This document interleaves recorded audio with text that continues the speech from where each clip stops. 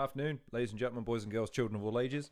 Welcome to this edition of the Halcyon Show. My name is Lorne Risley, and my camera is all sorts of wrong. That's better, I suppose. Don't knock the desk. Yeah, how are you doing? What day are we today? Tuesday? I think we're Tuesday. So yeah, long story short, I got done with work, so I decided to hop on a little early. Forgive me. I know I don't adhere to a schedule. I'm a rebel. Sue me. Right, so to explain. I did a show the other day where I went through the entirety of the... Yes, Hylas, I will. Yeah, I got done, as you can tell, I got done with my day job. And it's either... To explain my logic for a second, it's come in from work, shower, train, then do this... Or come in, get it out of the way and done, then shower, then dress and go. Oh, sweet. Okay, cool. McCoy states, when you get to my group, I'll jump on with you. Not a problem. In that case, McCoy, what I will do is I will set up individual Zoom calls so that if any one of the participants or all of you want to jump on, cool. Just to come back to what we're doing here. So I did my little preamble show the other day where I covered everything. I covered the presentation, I covered the battles themselves, broke it all down as best I can. I've got to go and timestamp it all. But basically, I wanted it to be an all-encompassing guide for people that don't know about the tournament, what's in the tournament. But it got me thinking, like, okay, that's all well and good, but it's all my opinion. I want to showcase the battlers in advance of the tournament, and I want to do it in a fair and reasonable way. So what I thought is I'll do a show per group in the tournament. There's 8 groups, 4 participants per group. And what I thought is we'd showcase each and every battler. We'll watch full battles so that you have full context as to not only how well they did in their own rounds, but how well they reacted to their respective opponents. There'll be some overlap because there'll be some battlers that are also in the tournament against the people in the groups that we're talking about. But also, what I thought would be fun is, and I've extended this option, and McCoy very graciously looks like he's going to indulge me, I would love for the guys to come on and make their case. I had DW on the show yesterday. The interview with him will be going live, but the number one thing I wanted to ask him is what does he want to do with the tournament? How does he think he's going to do? How does he feel about this, that, the other? I want every battler to have that opportunity beforehand. If they want it, they don't have to. It's, again, I'm sure as shit sure that Premier Battles are going to do everything they can to showcase the guys when the tournament starts. But between now and then, I really want to do my bit to say, look, here are the groups. Here's in the groups. Here's each individual battler. Here's what they do. Here's what they don't do. Here's what they're good at. Here's what they're not good at. And let's start dream fantasy booking this shit as with the groups as we know it. So I thought we'd just go by group. Today, we're kicking off with Group A. Now, the only other caveat to this series, again, we'll do 8 of these. This is the first of 8. I don't know how long they'll go, but like I say, I want to showcase 1 full battle from every participant, so 4 battles per show. What I will preface, though, and this is kind of a big caveat, it would appear that the participation list is not finalized in the way that I think Premier Battles wanted it to be, in so much as people are still, unfortunately, dropping out. There are still some amendments being made to the groups. There are people being added. What I will do is I'm going to proceed as it is right now. If there are amendments or changes to the groups, but the participants still remain in the tournament, I'm going to showcase them in the group with which they were originally announced. Because otherwise, there's a risk I might double up on some people or miss some people. If I just process everything as it is right now, everyone gets a showcase. Now, of course, what I might do is a show at the end of it to showcase the fact that from where we started to try and get everything on an even keel, because I'm not a journalist, but I do want to make sure that this is as close as anything gets to a one-stop shop guide. If you're interested in the Premier Battles tournament, the Where Winning Matters tournament, this is your place to be to find out who's battling, when they're battling, who they're battling, and what do they bring to the table? What are they going to do? So, in this group, at the moment, my understanding could be different to this. I double-checked it with one of the group members earlier, so if this is wrong, I'm throwing one of y'all under the bus. Today we've got Group A. That's Crow, that's Red Wolf, that's Dubtee, and as of this moment, I believe it's Kick Nelly. It was either Kick Nelly or Hamel. I've been led to believe that it's Kick Nelly. If it isn't and it's Hamel, don't worry. Like I said, I've allocated him another group for the time being. If that ends up being right, then happy days. If it isn't, don't worry, we will get to every single participant in the tournament before this series is over. So just bear with me on it. So what I thought, like I said, is we'll showcase each battler in a battle of my choosing. The only other thing I would say, and McCoy, this goes out to you, and indeed any other battler that watches this, if there is a battle of yours that you would like to be used to showcase you, DM me, message me on Twitter, message me on Instagram, wherever. I will find the battle. I will then showcase that battle. I've got no interest in trying to pick a battle that makes you look like shit. I've got no interest in showcasing a battle that you have reservations about. I want to make sure that if people happen across this video and they have no idea that you're in this tournament or that you're participating in this tournament or no idea what battle rap contribution you made previously, that you put your best foot forward. I want to make sure that I do right by the guys in the tournament. Let me know what you would prefer. So on this one, I've had to wing it because I haven't heard anything from anybody. So I've picked the 4 battles that I think represent the 4 battlers in this group as best I can. So let's start off. Let me... this is going to be a pain in the ass then. Let me move... I've shrunk you all down for a second, so don't say and do anything. I can't see what any of you are saying and doing. There we go. Right. And by the way, Hylas and McCoy, thank you for joining me. There's 2 of you watching at the moment. The 2 of you watching, I appreciate you joining me live. Anyone that sees this after the fact, still feel free to leave comments, DM me, ping me. I pick up everything. I try and respond to everything that I can. So, let's go with... Let's go with one I know that the person who sent it to me is quite happy for me to showcase, which is Young Dubtee. And the reason I'm going to pick this one first is because not only, again, am I reasonably sure that Young Dubtee won't mind me showcasing this battle because he performed rather well in it, I'm led to believe. I haven't seen it myself. I'll preface that. This is going to be a fresh reaction for me. But secondly, this is a good look at how he is going to perform against someone who a lot of people have high hopes for in the tournament as well, Frost. So we will showcase Frost individually later on, but for now, we're going to see him up against Dubtee. Like I said, we're going to watch the full battle. We'll see how the backwards and forwards goes. We're going to see how Dubtee performs individually. I have quite high hopes for Dubtee personally. I'm quite friendly with Dubtee, and I've been following his career for a while. I rate him quite highly.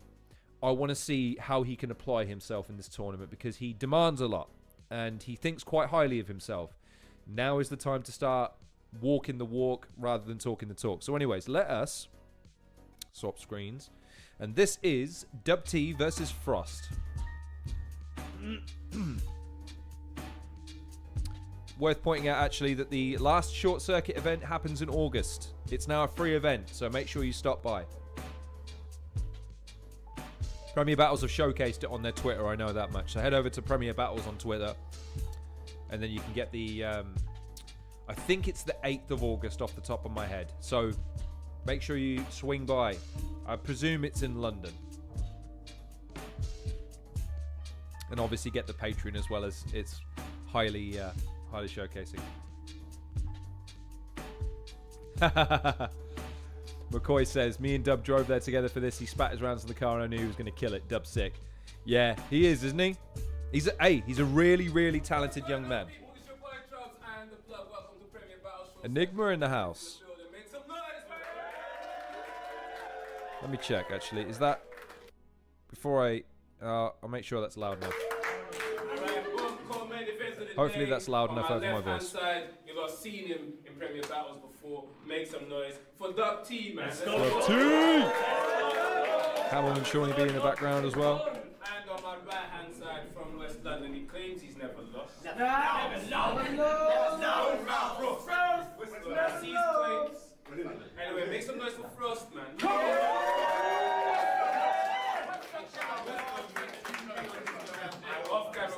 Can't hear a word he's saying, but sure. Okay, first round on Frost. So I got the message. Dubtee at short circuit. I'm in trouble. Nah, it's the last one trouble, and I know the debt is paid. It's a giant leap for... I'm going to stop it here. There better be a good excuse for him having a fucking earbud in, lads. I'm just throwing it out there now. This better pay off. Because if he's not, and he's just got an earbud in, why? Just saying. Or just one closer to his grave. He ain't even come to win. He just hopes to get the pace. What's your goal, Dub? You come to go for second? If not, then all bets are off. Don't forget your place, but we can battle on the roof. And he don't have to jump. Still at the end of it, you're gonna have to talk him down. But it's too late to warn him now. Trouble said your name, I said, yeah, whatever. It don't take much to draw me out. Look at this fat cunt circumference. I'm gonna get blisters on my feet from all the circles that I walk around. Today I cut from west to east to see him cut from north to south. I got him cornered. I said this before, but listen. Something cold coming through your door, Frost made the draft. And this is your war enlistment. I'll make him a torture victim. Put a carpet on the ground. He couldn't walk the distance. Big shank. And I'm talking whispers. I'll shut down his organ systems. The doctors in the house to write door prescriptions. This shop life dependent might cause addictions. But he's one of the new crop. Tell from a mile off he's the hungry one. Superstar. Dun dun dun. But he got this weird racist energy. White labels got dub pressed. Best 3 rounds you've ever wrote, and my status is unstressed. I'll drop a bomb on dub like I'm Funk Flex, and then look around the room. And then look around the room like, what cunt's next? But I'm first place. And double get double what the rest of them got. This is 4 in a row. You connecting the dots is excellence. I am stood next to a god. But what they praise you for, they expect it of Frost. Former ABK, I dismembered your boss. Frost got a hard time accepting a loss. I was all choked up, man, my neck's in a knot. I was all choked up, man, my neck's in a knot. Of this I'm fucking scared of this fat tubby gummy bear. So, here's the thing, and again, trying to be fair and impartial, and I'm just bringing it back to the discussion we had the other day. People speak very highly of Frost, and that's fair enough, he has his moments, but he stumbles entirely too much. But again, the problem I have is the character. The character is, I never lose, and I am so fucking amazing. And yet you see it just fucking contract in those moments where it's just like, oh no. It's a facade that I can't buy into when he needs to be much slicker and much more fucking polished to get away with that. Especially when you're showcasing it to people that maybe don't buy into it. I'm not saying he can't do that. I'm just saying that is unacceptable when your entire character is, I am fucking so cool for this shit. I need to see less of that, man. I need to see less of that. He's a water mammal. You can't flow and not come up for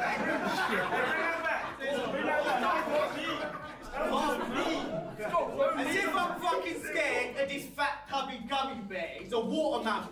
He can't flow and not come up for air. Go in his pockets, there's nothing there. Go in my pockets. I don't think double dare and a double dare. Go in my pocket. Oh my god! Say that again. Bring that back. Like that. Go in my pockets. I don't think double dare and a double dare. Go in my pockets and he catching a beating. This comparing getting stabbed to a bee stick. Wherever I find him, better and leave him. Got something sharp in my pocket, so I'm happy to see him.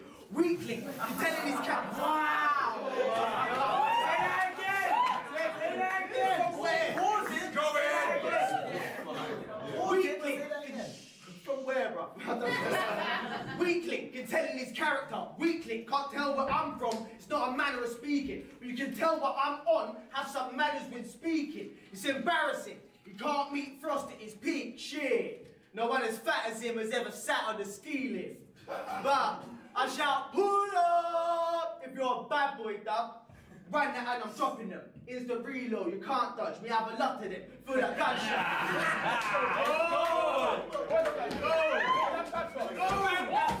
I shout, pull up! If you're a bad boy, dub. Right now, and I'm dropping them. Instant reload, you can't dodge me. I have a lot of them. Feel like gunshot. And gunshot again. You know I'm war stuff. Me need to run again. It's a watered down monstrosity. 17 ain't young to even call a man a prodigy. More run it call outs, you've worn out your novelty. Poor dubs ignored, all now you're from Coventry. Follow me, the door shut, novice get your core crushed. Don't feel what you say like a forced apology. Family tree turns sawdust trying to talk tough.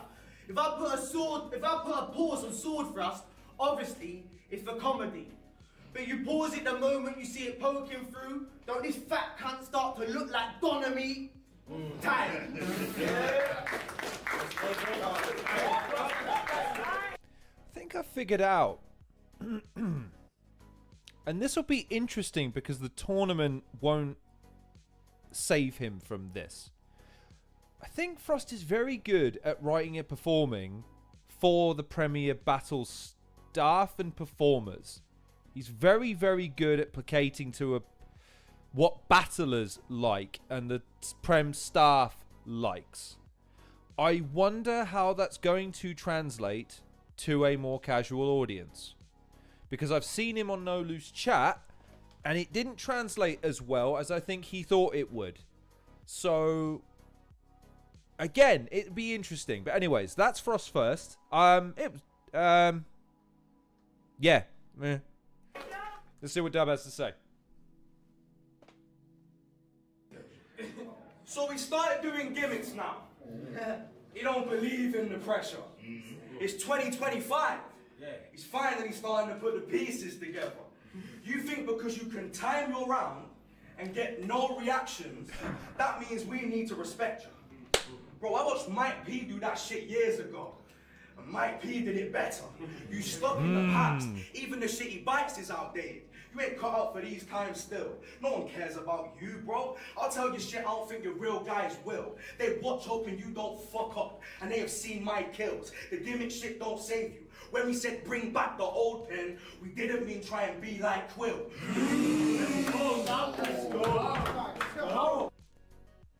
Again, this is a preference thing, okay?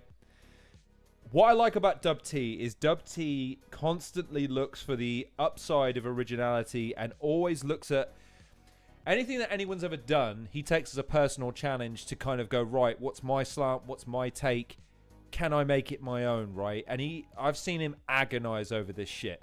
So I love how he's a student in every facet. He studies his opponent and looks for any little thing. Whether or not that translates to worthwhile angles is a different question, because of course he still sometimes needs to find that entertainment link. But already I like how he's already cultivating his own thing. Frost's gimmick in the first round seemed to be I'm amazing, and then he's fat. That's it. And then some, I think the reference, I've got something in my pocket and I'm happy to see you. That's all right.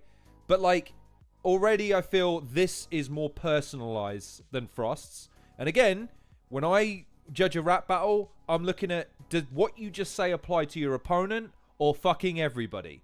If it's fucking everybody, I can't give it that many points if it's not hitting, you know what I mean? Yo, came furniture in the scene. Always getting moved round by the new spirit like a poltergeist. The bars sound like cocaine, cause even my cheapest lines come overpriced. I watched you melt against Alias the Addict. How the fuck is Frost cold as ice when he was up there struggling to deal with an addict like Walter White? See what I mean? Bro, you convinced a few people you have skill, where it's hard to scam a boss. You built up a rep and that shaky performances. Now half of that is gone. You sniff for the adrenaline boost, while these jabs will give your heart a random shot. And if you try and make a point, I'll cut off your fingertip and put it in a bag. That's half a gram of Frost. So why is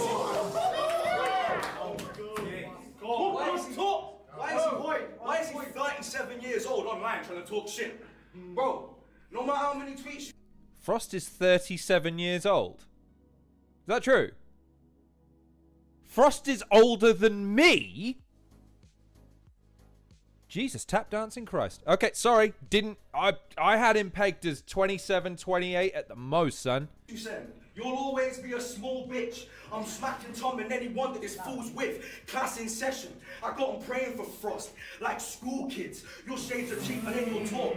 I said your shades are cheaper than your talk. I leave this comp with broken dreams. You've been poking at the bear and now this pussy woke the beast. You've been here how long?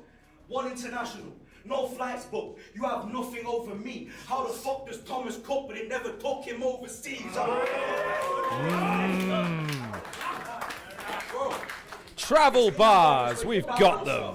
And that little voice in your head becomes quite deafening. But don't worry, because each line remembered gets you 3 times the benefits. Because that's way above the level of what we might expect from him. Tom Baker is diseased. Bro, the antidote is mixed within every line that I've said to him. I'm immune to the symptoms. I guess these days TB isn't life-threatening. So I expect the best frost. I said I expect the best frost. TB. I don't know if I've ever heard a battler compared to tuberculosis before. I mean, Dub, I love you, brother, but like Victorian diseases on a list of. I just say it, man. That's funny, but it's funny because it's like, right, consumption, no. Yeah, tuberculosis. That will do. It made me laugh. Sorry, couldn't help it. Anyway, sorry, Dub. You were saying. So I expect the best frost. I said I expect the best frost. Curtain closed from a week showing. I'll freeze frame frost murder, so the crowd can watch your death in each moment. You told Black T, if T don't want arms, isn't he a vest? Bro, that shit was wank. Bro, that shit was wank. Every one of your G's knows it, but this T got arms by his sides, but they still never seen T posing. Now he's obsessed with time limits. Bro, I don't give a fuck if you go over the time. I go over the line. I wish death upon you. Now I will laugh and joke as you die. Then bully your daughters at your funeral. Blow blood smoke at your wife.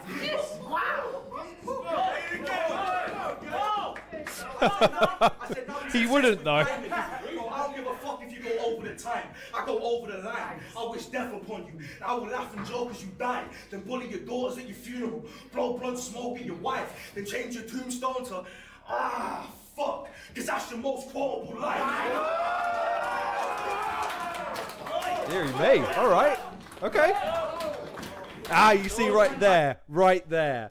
That's what gets me about Dub sometimes, right? And I don't hate it because I wish some battlers had it. But that little, I am too good. Like, I just want him to, listen, I just want him to stay focused on the task at hand before he starts. I'll tell you what it reminds me of. This is a weird analogy.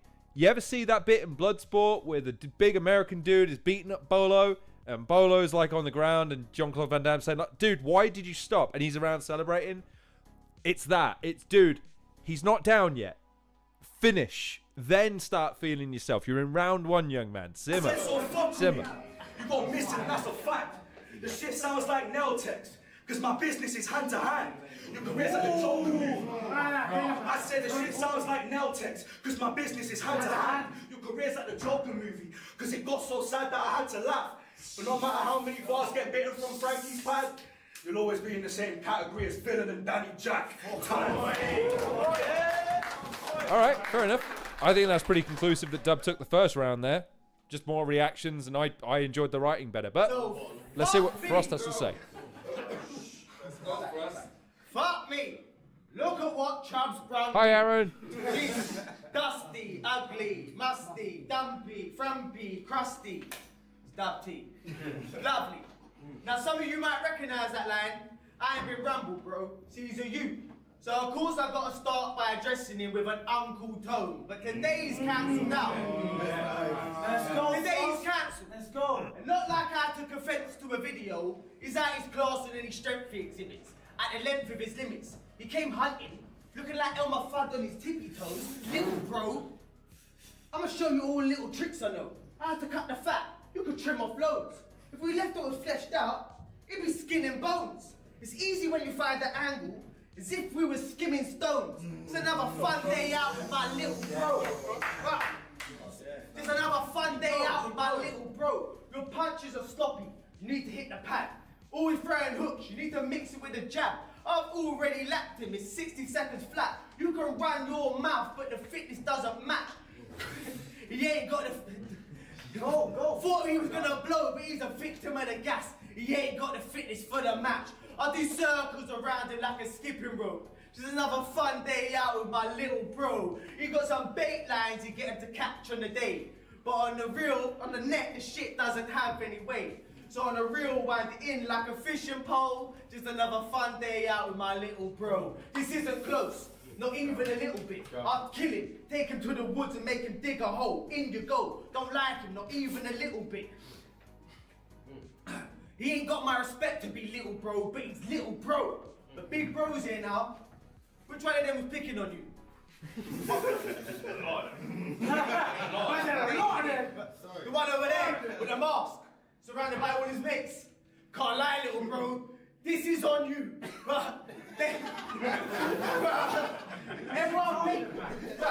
Everyone blamed Rex, but I viewed it different. He was talking about holding his baby boy. And he gripped you up and made you an infant. Check the YouTube comments. Check the YouTube comments calling you a youth just whinging. The usual bitching. Bro, that was your fault. And if I'm honest, he still owes you 2 for fiction. I feel like, again, with dub, it becomes a thing where, again, maybe casual fans will feel different this. I'm sick of people going back to it like it's a... Like, dude, RX apologized for that. You know what I mean? Like, it's...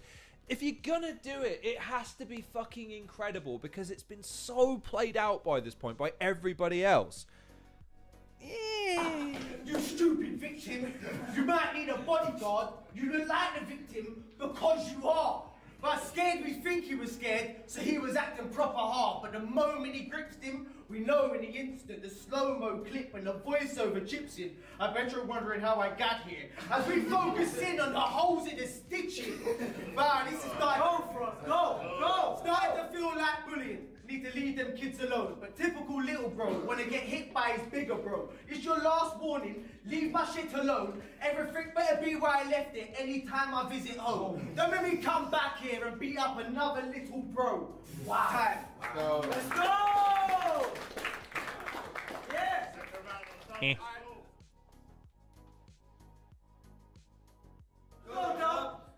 Hi the shrooms. Hi the shrooms. Because he thinks I'm a sick. What did he say? I said. What did he say? Sorry.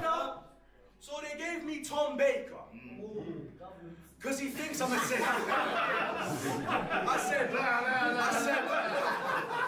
He's unfed anyway. So they gave me Tom Baker. Because he thinks I'm a safe battle that won't damage his stock.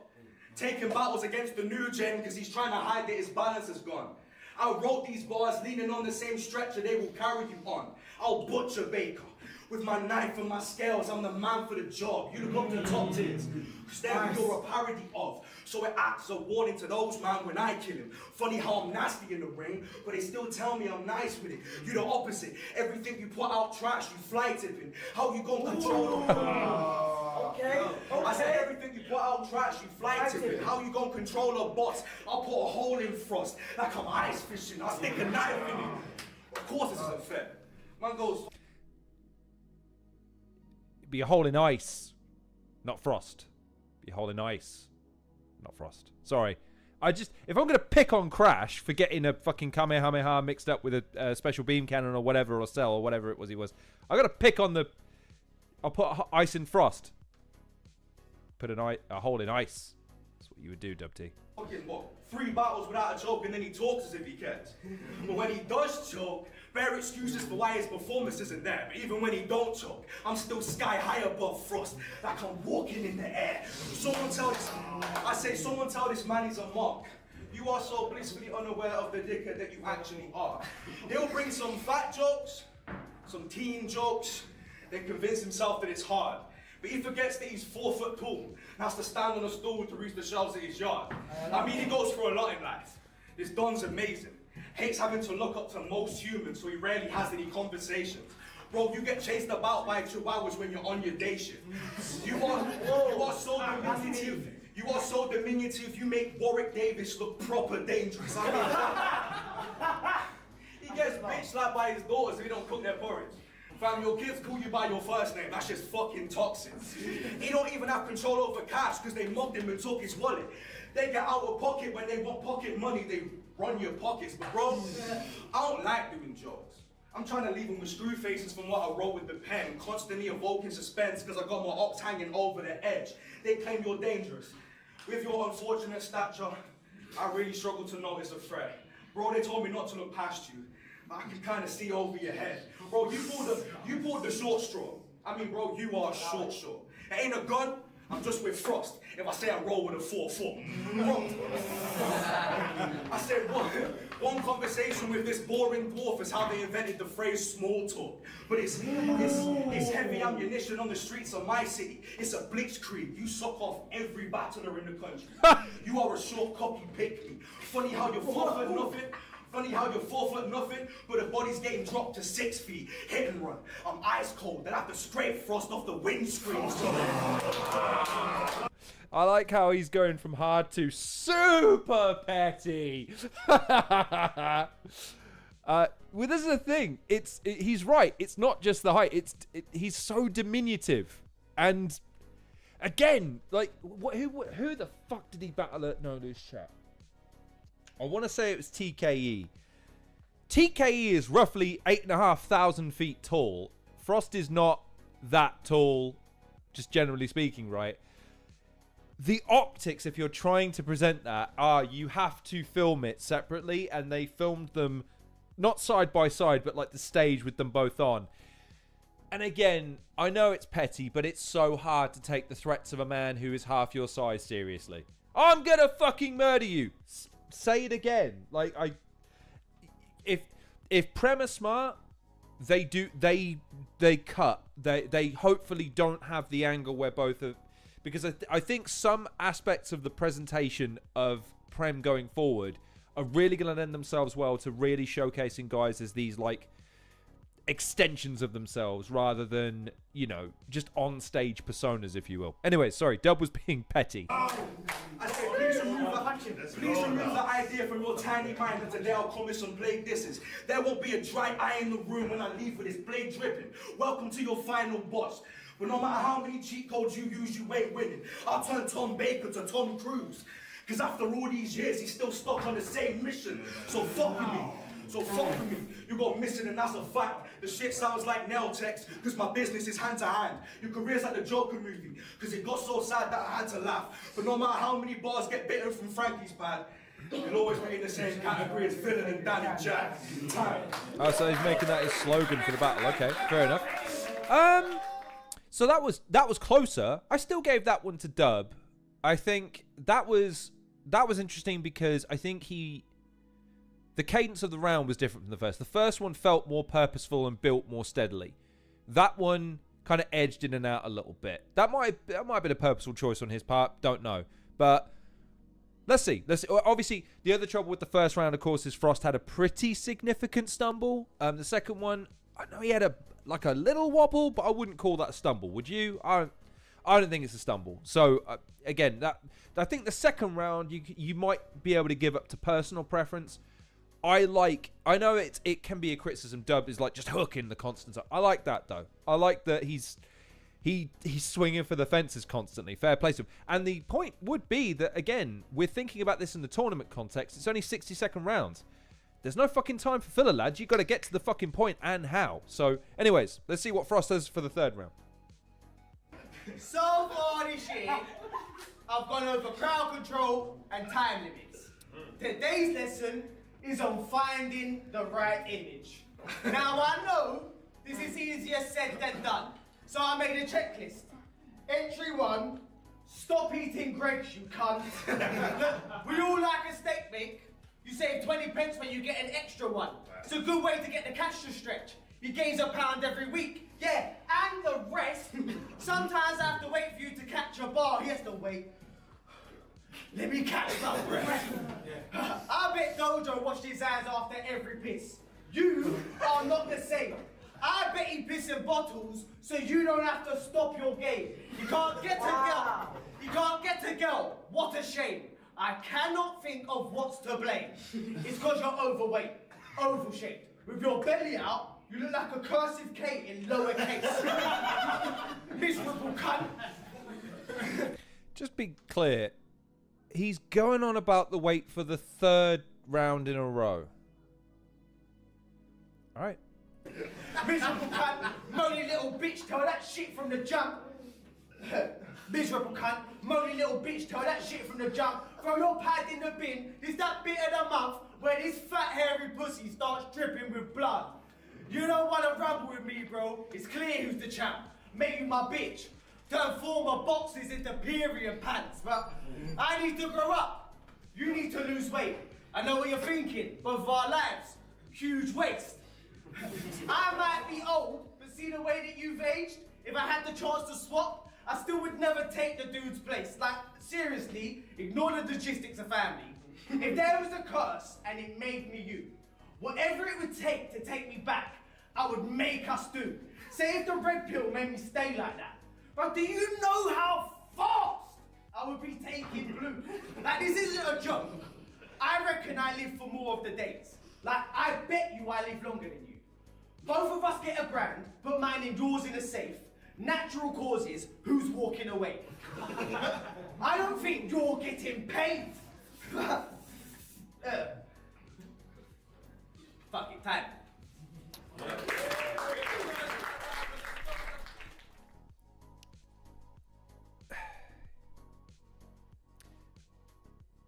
And again, I'm going to try to be fair. This is a terrible example of a Frost battle, by the way. In the comments, do me a favor. If anyone knows of what you would typify as the best or a really good Frost performance, please let me know. Because again, if they have a bad performance in the battle that I show when it comes to showcasing another battler, I want to be fair and reasonable and make sure that we're showcasing everyone equally. Yeah, you have... I'm sorry, but unless Dub chokes this next round, this is going to be a 3-0, ladies and gentlemen. So, let's see. I don't know what... Again, I don't know. We'll see. Well, pussy, you got it tonight. You are a symbol of disappointment to everyone on your side. You are just a weak-minded prick that folds whenever problems arise. Electrician trying to regain his buzz at the circuit and got the biggest shock of his life. So happen tonight. Fire! I said so. McCoy suggests Frost versus Shawnee B. Do we concur? Is that a good one? In which case... I don't think I've ever seen that one. It doesn't ring a bell. First one was the jokes around versus Yaneth. So we've got versus Shawnee B and versus Yaneth. Apparently he beat Rivers on Don't Flop. Hylas, you naughty boy. Maybe okay. He beat versus Rivers, Yaneth, or Shawnee B. What would you pick? If you again, I can only pick one as the showcase. So if you think one of those stands out as far as a Frost performance, let me know. Discuss it amongst yourselves. So after tonight, you could never claim to be the same as me. Any talent they say you have turns to fairy tales and make-believe. The same level of reality as the storybooks that his children make him read. After his murder though, Sherlock Holmes. I'll have detectives on Baker Street. I mean, bro. You make fun of the lowest things just to make some strangers laugh a bit. I mean, you took the piss out of Shawnee B's mental health on Twitter. In a moment where you could have extended an olive branch, you were attacking him, basking in the difficulties that in real life he was having, just because you knew you and him were battling. So go explain to your daughters why it's funny to laugh at people going through some tragic shit. And if they had the same issues, they'd know that you could find ways to laugh at it. Little comedian. I don't know who this joker is laughing with. I'll stab him over and over, from his throat to his abdomen. Then start though. I'm smoking this rabid bitch. Then bring the Russian to West London like Roman Abramovich. But Frost, according to Frost, doesn't do drugs. He's never done a line off a sink. He's a family man, more polite than you'd think. But he does Morse code with his eyes when he blinks, because he wants to escape from his wife and his kids.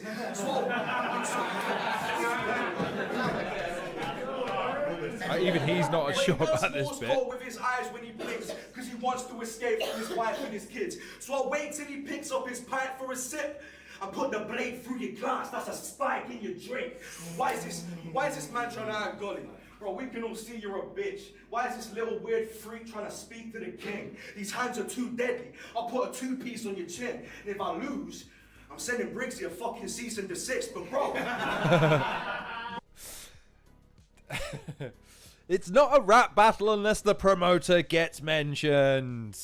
Anyways, okay, thank you everybody. I will make sure that it's either Rivers, Yaneth, or Shawnee B, because no one's fucking limited it down.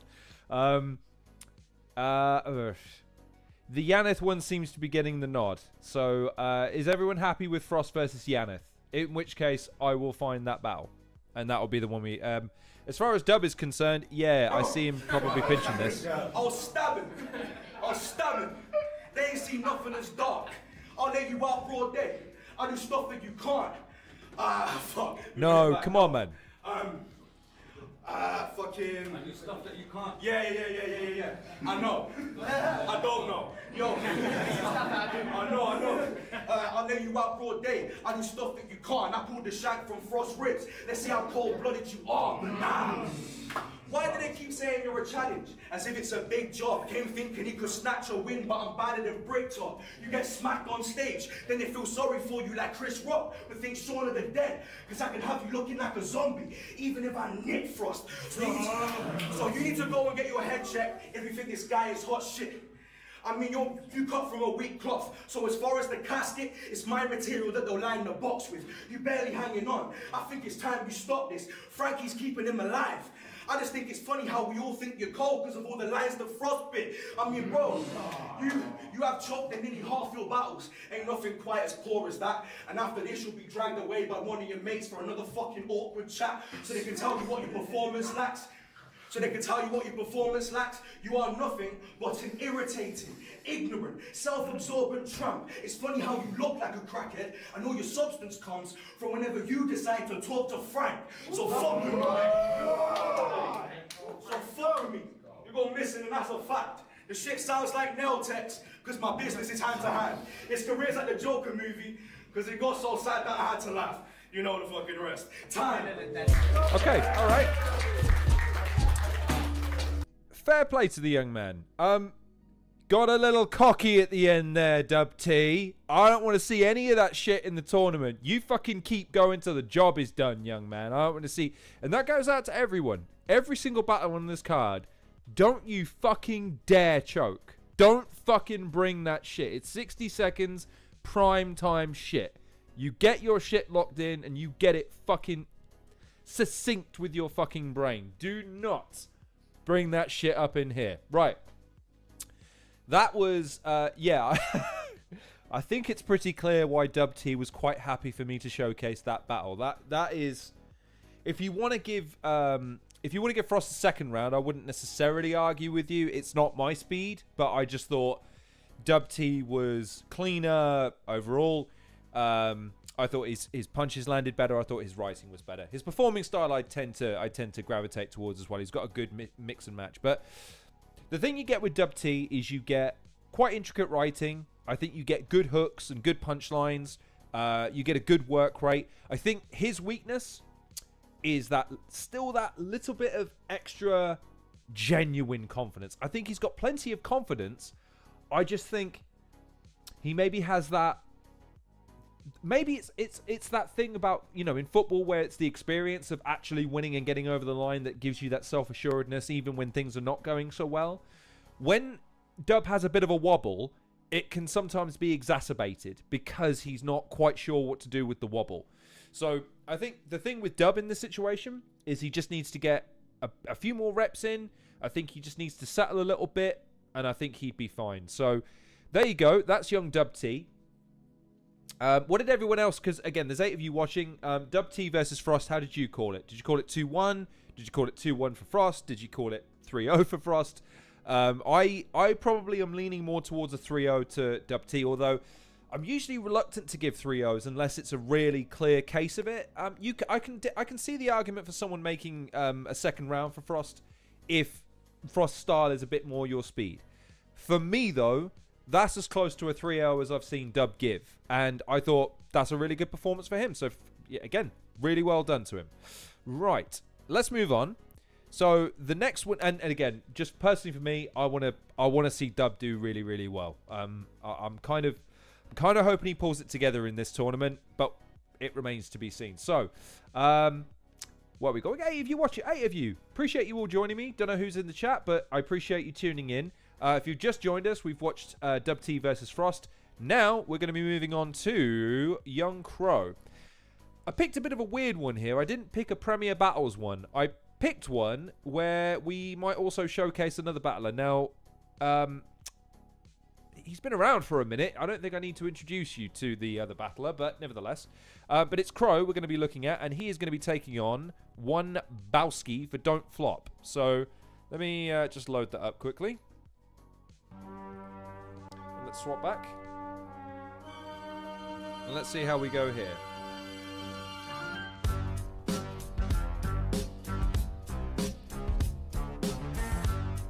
I know this probably isn't the one that Crow would have picked, but I think I've previewed a lot of Crow's battles, or at least one. And I wanted to pick one I know I definitely haven't seen. So I haven't seen this. I don't think I've ever seen a full Bowski battle either. We are here at Don't Flop 13, the Attic Bar, Bristol, Southwest UK, the livest fucking city in the country right now. Make some noise, let's go! Don't Flop have a crowd. Wow. It's always lit when Don't Flop's in town. It's your boy as always. I got my brother Crazy with me always, man. Representing for Bristol. Shouts for the city for coming out and supporting. Oh my god, I cannot wait for this battle that's about to go down. Make sure you follow us on the socials. Please tag us at Don't Flop on all social media with your opinions on this clash. Let's get into it. On my left hand side, one of the hardest spitters, right. I never understood, by the way. There's nothing to do with the tournament. Do your intro in a predisposed clip and edit it at the beginning of your videos, lads. Like, make a promo clip at the beginning. Then you don't have to waste everyone's time fucking live doing it every 5 minutes. Like, I'm not in charge, I'm not in charge, I'm not in charge, I'm not in charge. It starts at Don't Flop. We got my man Crow. Make some noise. Let's go, Crow. Alright, let's go. But on the right hand side, I think we got one of the funniest people in the whole league, yeah? We got Bowski, make some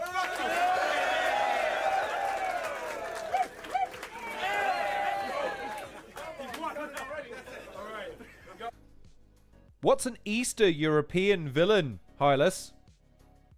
What's that? Oh, no, auto-check. No. You live with it now. I've seen it and I've commented on it. Menacing Easter European. What is that? Why? I think he's supposed to. Right. You know. Weird. Crow vs. Bowski. Bowski chose to go first. It's round number 1. Let's go, bro. Interesting editing choice, but sure. I must have done something really bad in the past life to be stood opposite this tosser here. Wow, Canel pre-beard. Pissed out of his head off a beer. The nerdy guy at work always trying to bring that off his chair, but he's so annoying he'll never get respect off his peers. His head I'm about to commandeer. What is someone dead? I was happy to volunteer. Foot punches and Mike Tyson, mate. My boxing's feared. One crack will leave you smacked up. Best believe I've got the gear. You don't belong in here. You're not of this tier. And stop talking like a yank, bro. You're from fucking Oxfordshire.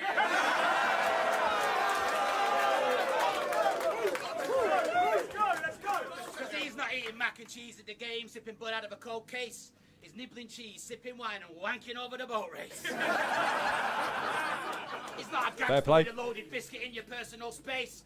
He's a Jaffa playing soggy biscuit with his university mates.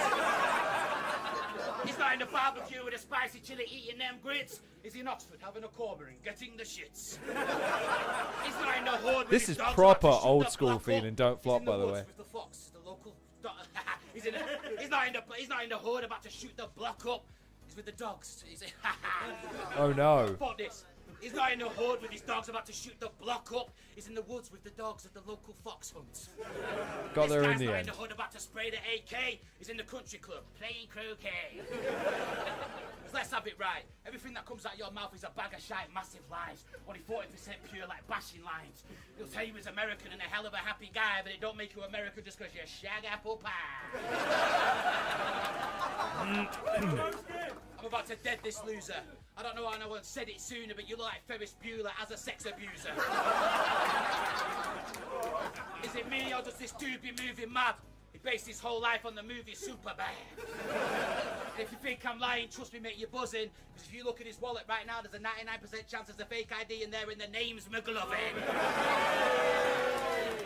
I could leave him dazed and confused for days if he want views. If I gave him the 1-2, he'd be laid in his old poo. It ain't about violence. It ain't about violence. The guy needs professional help.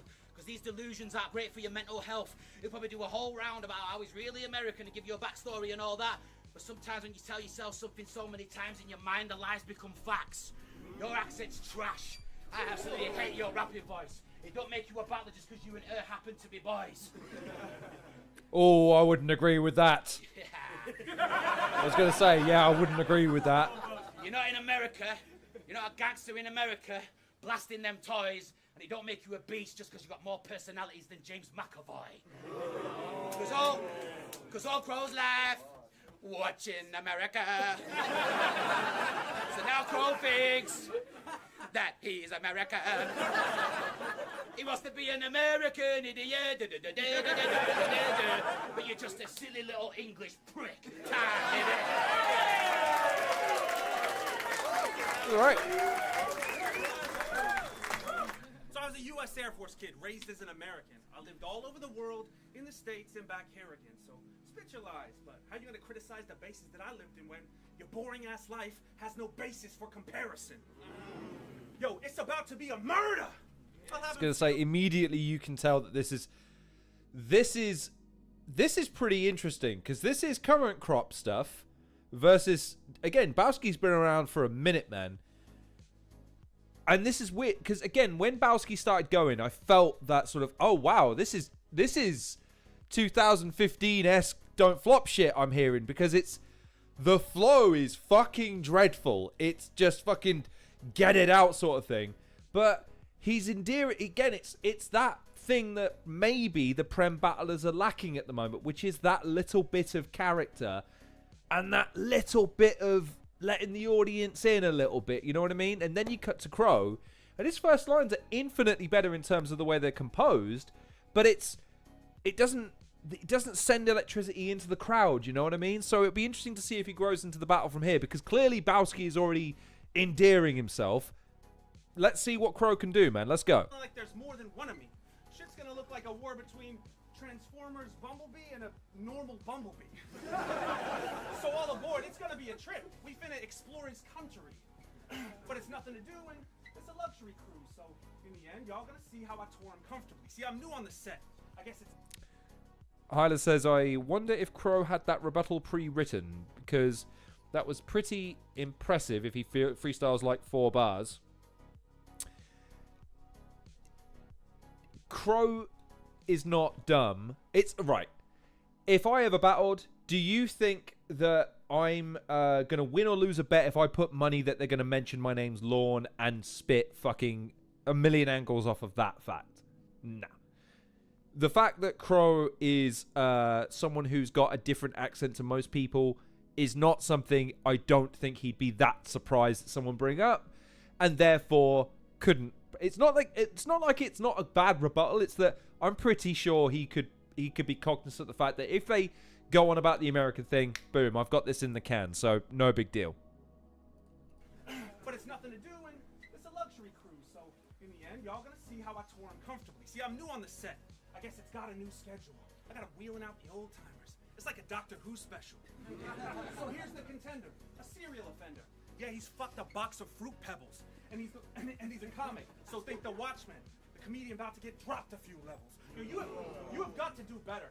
You're fucking corny, bro. You got like a CBBC cartoon character swag.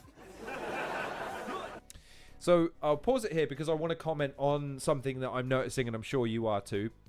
Also, I've just noticed that there's a guy in the background staring dead at the camera. That's ominous. I feel like he's looking into my soul. Pagan says, pre-butties. We're going with pre-butties, are we? Okay. Pre-butties are equally impressive in my opinion because it means that you've accurately predicted what your opponent would say. Yes.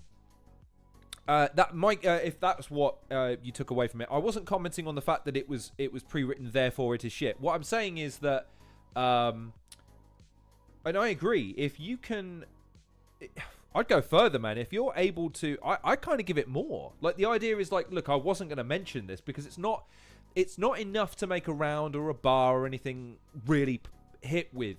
But if you know someone's going to come at you with that and you've got something just in your pocket for it, yeah, sure, why not? Cool. I like that because again, it shows he's trying to give thought to the cadence of the battle. That's great.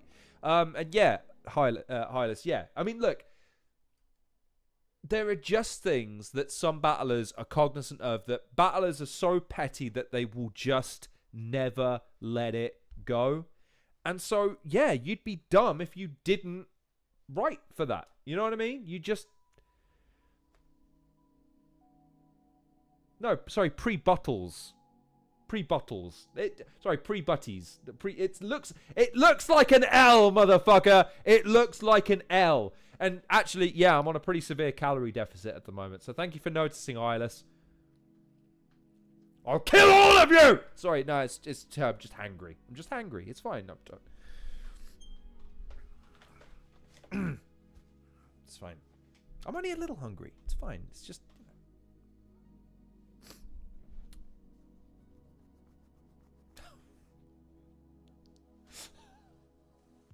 Shut up! Let's watch a battle, you. I feel like if Dennis and Nasher invented a rapper.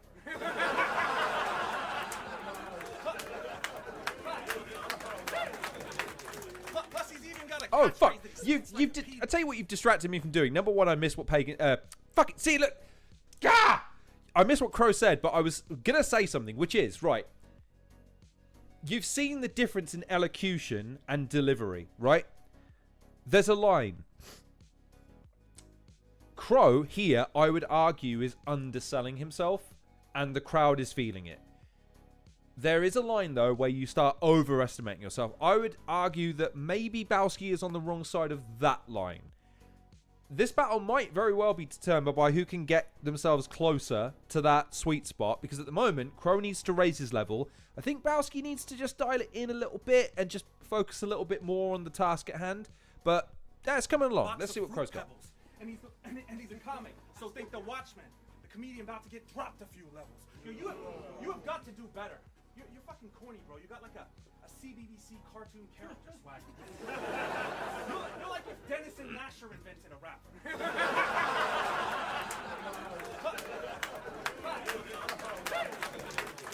Plus, he's even got a catchphrase that he spits like a pedo.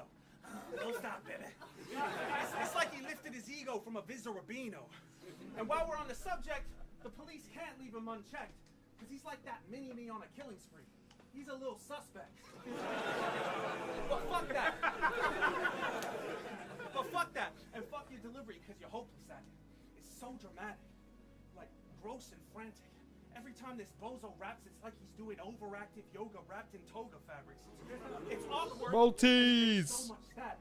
Bro, your flow is rapid, but it's so erratic, so when you slow, it's average, because you got no syllabics.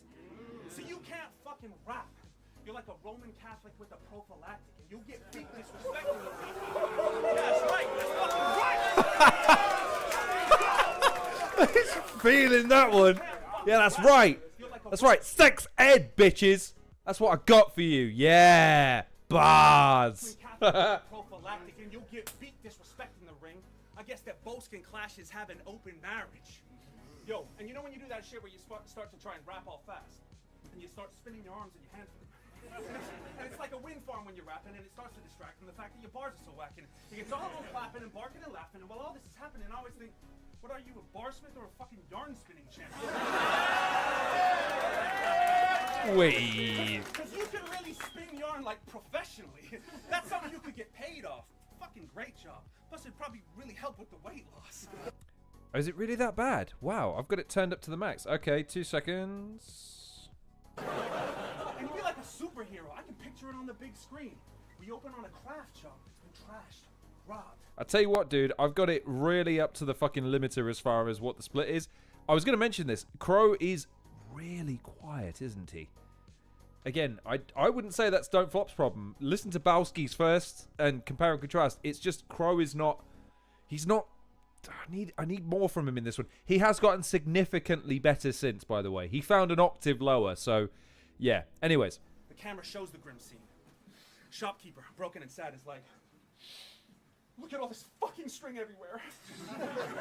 This place is never gonna get clean. Then Boski shows up like, bitch, please, give me one end of the string and let me spin it 6 times. That's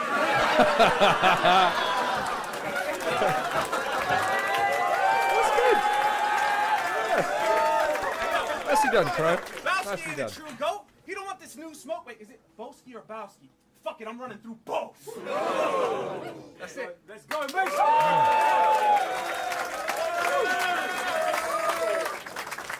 Okay.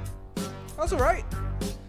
Difficult, because I think they both have their merits. I'd probably tip it to Bowski in terms of reactions, but I enjoyed Crow's better.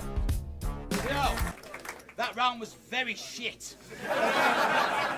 It's ironic you mentioned CBBC when your mum looks like Peppa Pig. So her hit me up like, I want you to battle at the birthday, bro. It's gonna be magical.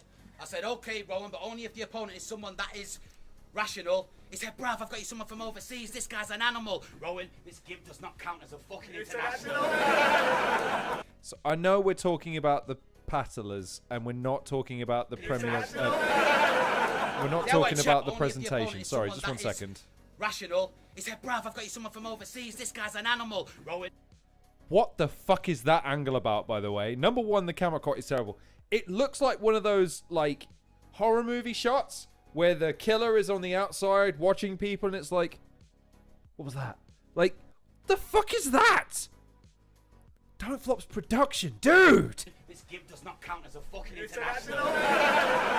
There were Charlie Clips, Toronto looks just man the ball with. By the way, Bowski's whole thing for this battle solo seems to be, he's not even really American. Like, what? Like, oh my God! Like, I really hope he's got more than that. That's all I'm saying. Token.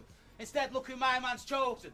It's the pound shop token. Because you sound like that American token. Because you sound like that American token when you rap, and that's hard.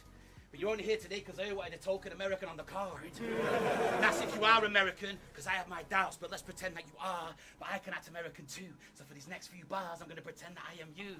Okay, there it is. Here we go. Oh, is that it? Really? Oh, how disappointing. It's Crow. It's Crow. We've got to raise the stakes. I'm not that I'm critiquing because it's his thing he's doing. He did this versus Pamphlet, right? Feel like he did the exact same thing. Only, did he have a hat or a wig or something? I forget. He had some aspect of a. I don't remember. I feel like he did this against Pamphlet though. That's all I'm saying. I've got the greatest blade. You have to react like nuclear fission. My bars are tailor-made. My bars are tailor-made, but the bow's too fat, the suit wouldn't fit him. I sing Amazing Grace with my dad when he's cooking in the kitchen. And I clean my granny's panties when she busts the shit and she's stinking. Yo, I spit madness with extra thick glasses. When I see a kid, I gotta kidnap him, put him in the back of the van with a kidnap. When I see a kid, I gotta kidnap him, put him in the back of the van where the Kit Kat is. But if the van breaks down, oh my God, big panic, because I'm not much of a mechanic. However, I do know where Madeline McCann is.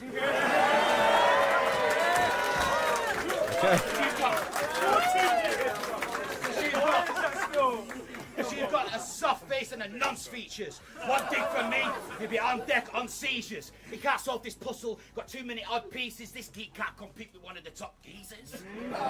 So you got his weak bars and inferior filler, that's very shit. Plus you look like every single American serial killer to ever live. It's the quiet ones you gotta look out for. How many people have you murdered now, Crow? About 4. Jeffrey Dahmer, Ted Bundy looking ass. I bet he's got a room in his gaff where he keeps body parts in jars. He's a weird fucker like Ed Gein. Talk to the devil like Son of Sam. If he gets that creepy look in his eyes, best get to running, fam.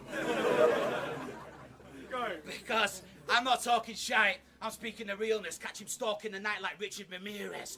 See, you ain't a killer, even though you look like one. You'll never be on the level that Bo be at. Because when I kill you, they'll never find out who done it like the Zodiac. This guy's a joker. How can this fake faze me? I kill a clown like John Wayne Gacy. See, I just made a list of killers, and it's a list that you aren't on, even though you've got a weird disposition and you are among. You're a quite strange, quietly deranged, weird individual, and spending the afternoon with you will be really fucking miserable. You don't belong on this stage. You ain't got the credentials to stand with me, so we're about to see the Crow die on camera like Brandon Lee. Let's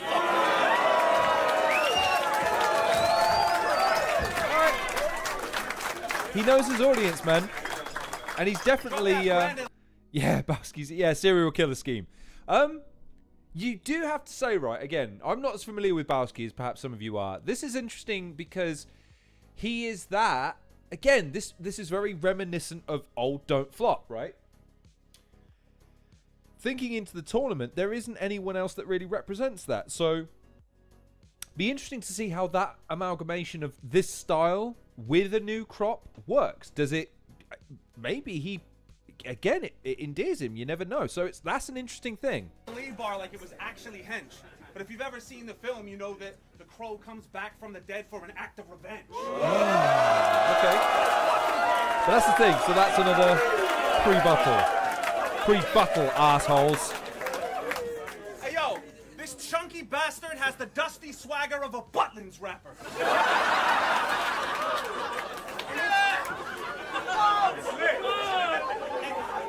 And it don't matter how much weight you lose, you're always gonna look like a fucking hamster. and you losing weight, that shit don't mean nothing to me, because you went from looking like a hamster that was stuffing its cheeks to looking like a hamster that wants something to eat. Like a muffin or sweets. Yo, he's been on a diet for months now, but he wants to just have a Twix, because it's hard to find love when you're ugly and fat as shit. But catch him in any chocolate shop trying to cuddle all passionate just because some of the bars say Nestle on the front of the package.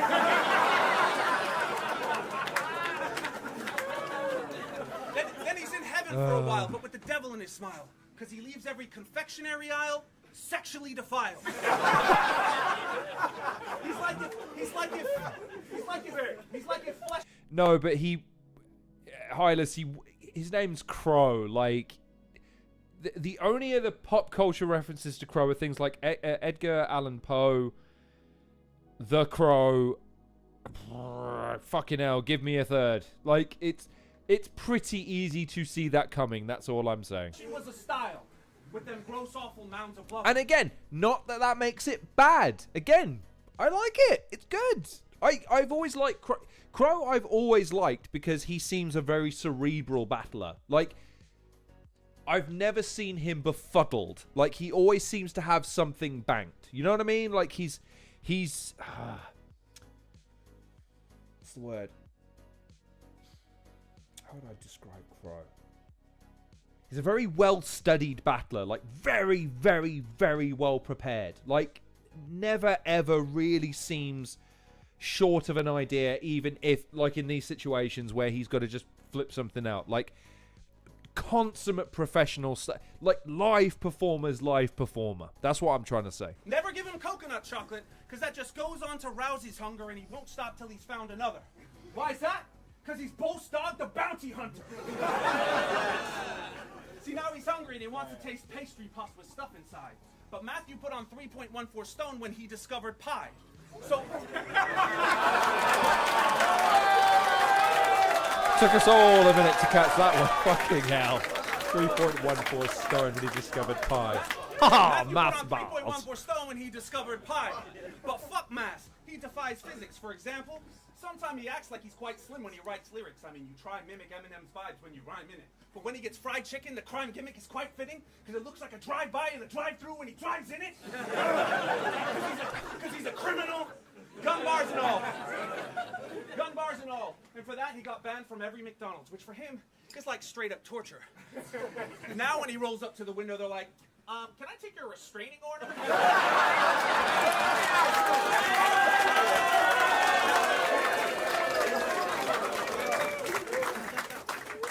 Let's go. Spilling murder things in Burger King. Let's the heat of bucket Pizza Hut. Caught an Asbo in Nando's. KFC. Yeah, that's right. All fucking day.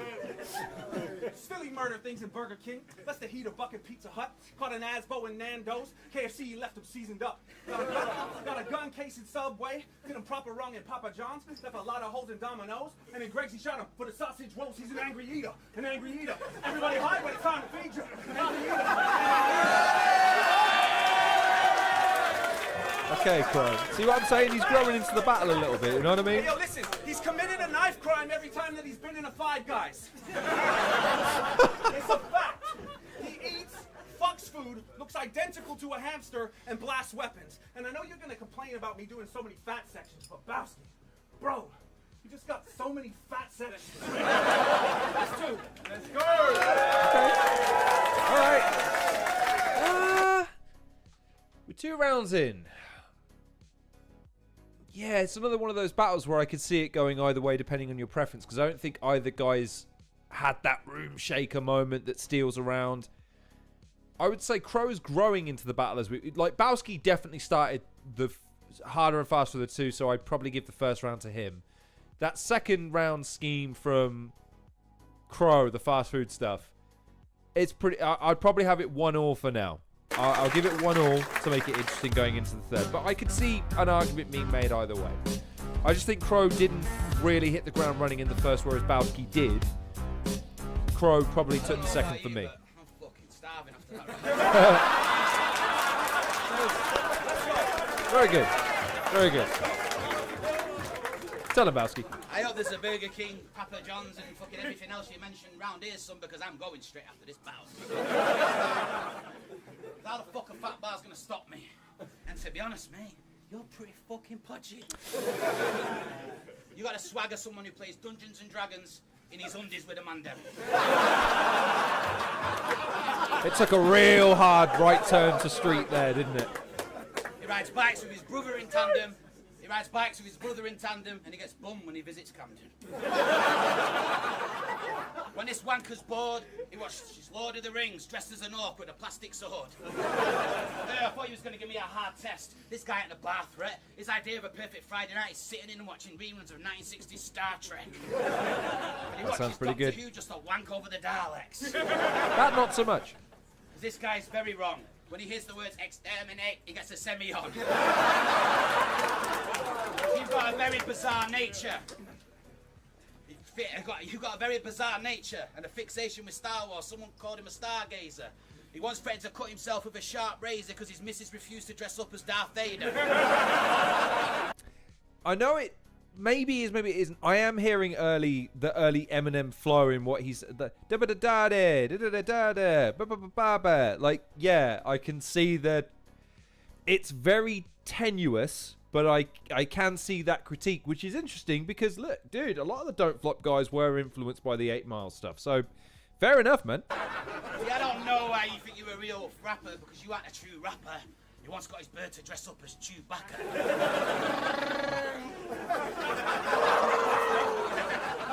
See, you're just a fucking fanboy living in the background. You've been a fan since The Rock was laying smackdown. Now, you finally got some bollocks to lay some clash rounds. Fuck off. See, I didn't fucking prep this third round as good as the others. Fucking hell. I'll still kill you. Because listen, Crow. How the fuck is Crow supposed to beat the bow? That ain't gonna work, G. I've been smoking Crow since I was 13. I can't see any other outcome than that Crow dies, because there's too much distance between us as the Crow flies. Yo. Now you might think I'm one of the old guys, but I've worked my whole life to get to this level. My whole life. Yeah, I've worked this whole life. Fuck this guy. Because, listen, mate. I'm gonna have to freestyle the end because I'm the greatest at it. Look at the state of your glasses. Look at your beard. You only grew that to cover up the double chin. You can't fuck with me because I'm a double king. That's exactly what I'm gonna eat after the clash. Got there in the end.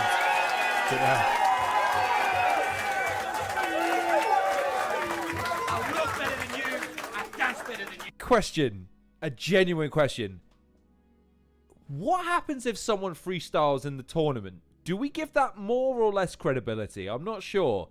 In here, it's endearing to a certain degree. He's got some cachet. He can get away with it.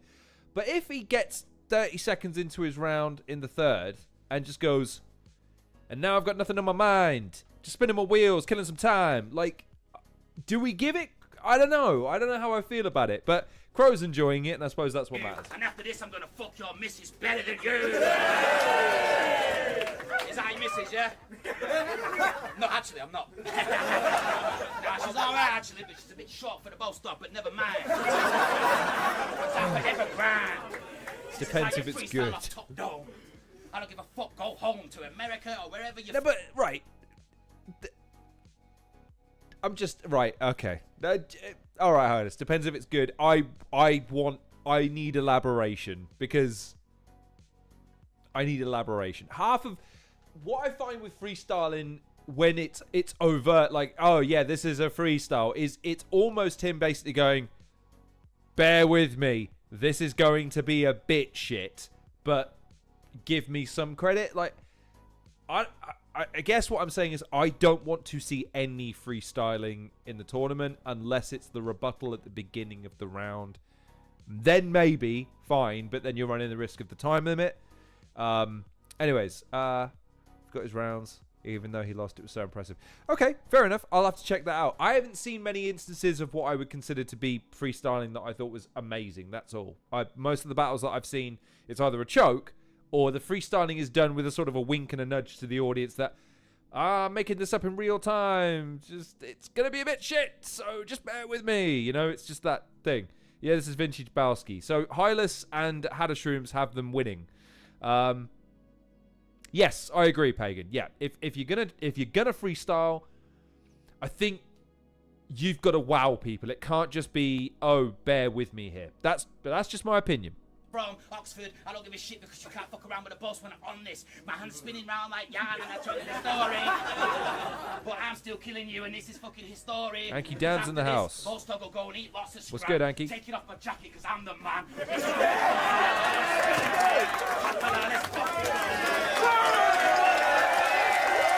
He's very in his element, isn't he? Very, very in his element. Yeah, so I was a fan of the shit before I ran in the pit. Let's go, Crow. So I was a fan of the shit before I ran in the pit. Why you tripping? I was working as an artist and a touring musician, so quit hating, Matt. All that jealousy's silly. I'll be honest with you, bro. I've just really been busy. Fucking like, yo, this guy been tweeting a bunch of shit he don't understand, like a bird whistle. He's got something he wants to get off. You'd have to ask everyone else in the chat, Anki. We've coined a new phrase, pre-butties, even though it's not, it's pre-buttles. Pagan, tell him there was mocking involved. His chest, like a third nipple. Hey, yo, listen, Bose. Your mom's such a sket that you gotta call other people's mom a sket just to feel better. It's textbook projection, Boski. And it ain't real clever, but neither is he, and it's easy to see because he's so remedial he thinks back to his GCSEs and he gets PTSD. Shit, the fact he can rhyme at all is amazing. Performs in spite of all of his failings.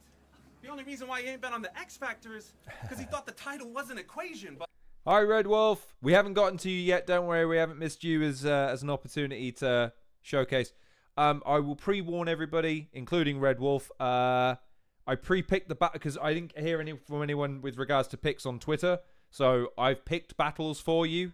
Going forward, though, again, if people have recommendations for battles you would like me to showcase your battler doing, please leave them in the comment section so I can make sure I get that battle. I would imagine Crow may or may not have picked this one, but I picked it nonetheless because Bowski's in it. So, hi, Red Wolf. But when it comes to being a karaoke singer, Matt's a trophy winner.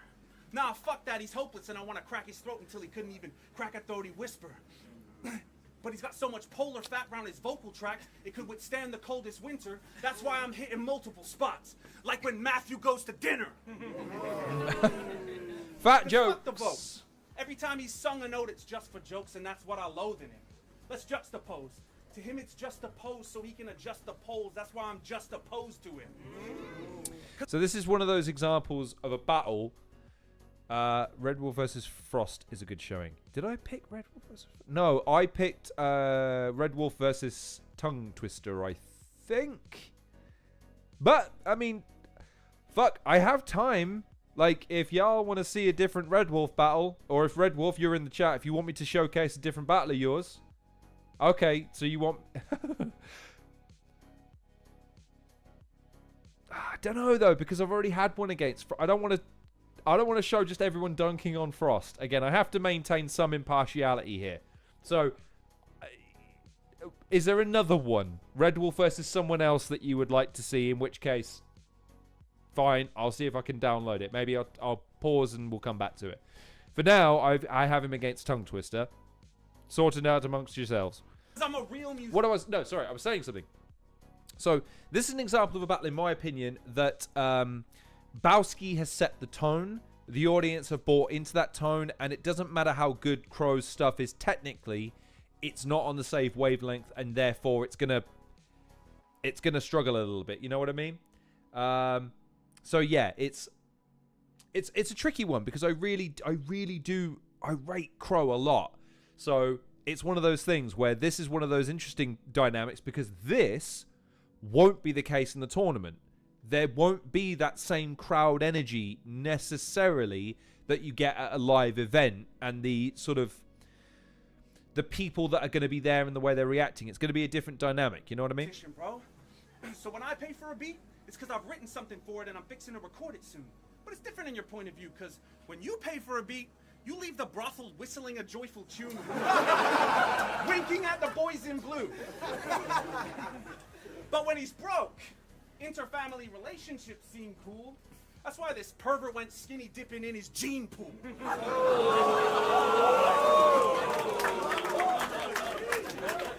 This guy's disgusting. His mind's corrupted. He heard all time was relative, so he tried to fuck it.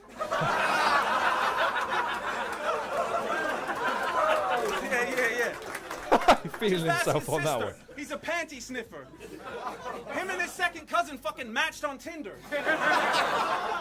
And I've already exposed the fact that we can all see the hamster in you, so now I'm gonna put this rodent in a box like a Master Splinter action figure. Hey yo, Matthew Boski Sharp, I don't want to sound callous, cold, or harsh, but it ain't because of bitches why you have a broken heart. It's all that fat and molten lard. This is the casket closing part. You thought that after all the bullshit, we'd take you back with open arms. I guess that Matt's a local star, but he had no chance of going far. He was a legend in the ring, but fell off as bad as Owen Hart. Hit the mat and broke apart. Now you're back in Rowan's yard begging. Interesting, because that is one of those weird ones where you go, I get it. Harsh. But yeah. Scraps like a tame bitch. Packing them same tricks, dancing in lame spins, and you act like it's greatness. See, we don't want to play with you no more, Matt. I've just noticed something. That's why the glasses don't look like they fit him. The fucking thing is sticking into the side. Dude, they're supposed to run down the back of the lobe. Like, that'd be like me wearing my glasses like this. Like, you gotta wear them like that, brother. Bring them up to the tip of your nose. But you ain't twigged. I guess that's why they call you Boast Dog, because you keep coming back with the same shtick. You whack, brother. Don't have a coronary. You can relax, fella. Now anyone can get rocked, like the crack era. And when I catch a body, I just leave a black feather and a note that I wrote with it saying you should rap better. Okay, there you go. All right. I would imagine, yes, Crow would not have picked that battle necessarily because, yes, I'm inclined to agree with you, Hylas. I can see why people would give Bowski that battle. He had better crowd control, bigger reactions, more sustained reactions. I would argue that I think Crow rapped better. I think the best rapping segment of that from Bowski was when he was pretending to be Crow. But it is that mixture. It's not just about what you do really, really, really well. It's about whether or not the crowd buys into it. Now, the thing I would say is that I've seen Crow grow leaps and bounds since then. And like I say, if I'm showcasing Crow for a second and talking about what I think he does really, really well, his preparation is exceptionally on point. I don't think I've ever seen him really stumble or have any real issues. He's really intelligent and really creative. And I think he's now grown into the more aggressive aspects of his performing style. I think I saw that properly for the first time against Gas Buff. I've actually seen him perform live twice. Once at Match Day 5 and then at Checkpoint 5 for Don't Flop.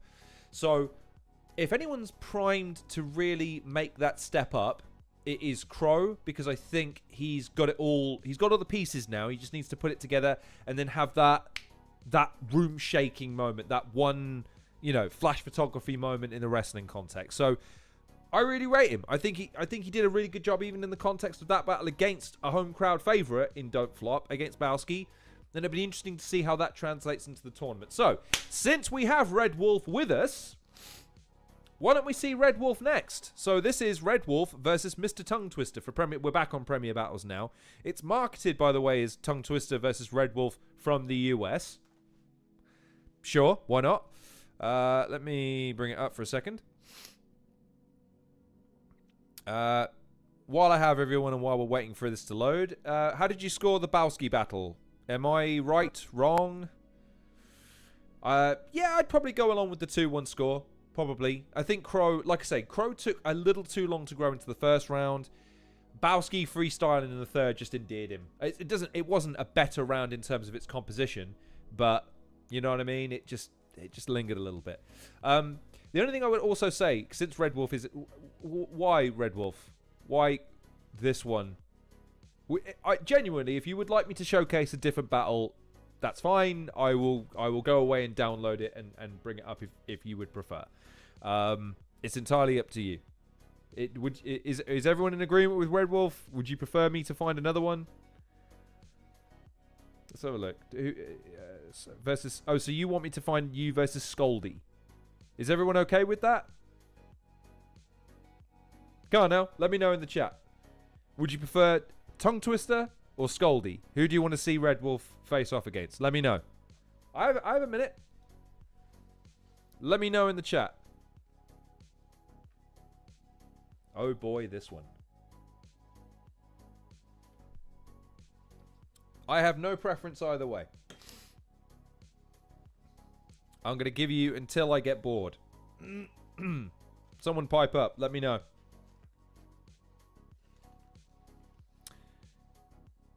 Is a hard watch for Red Wolf. Okay. Okay. In that case, 30 seconds. Okay, Anki. Right. Let me sort you out.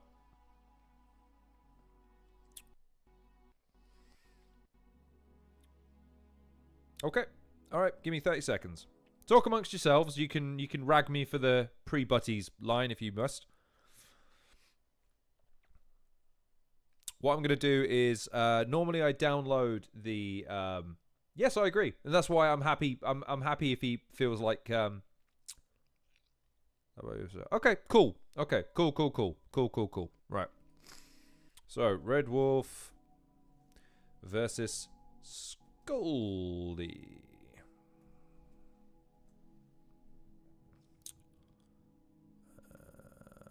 There it is.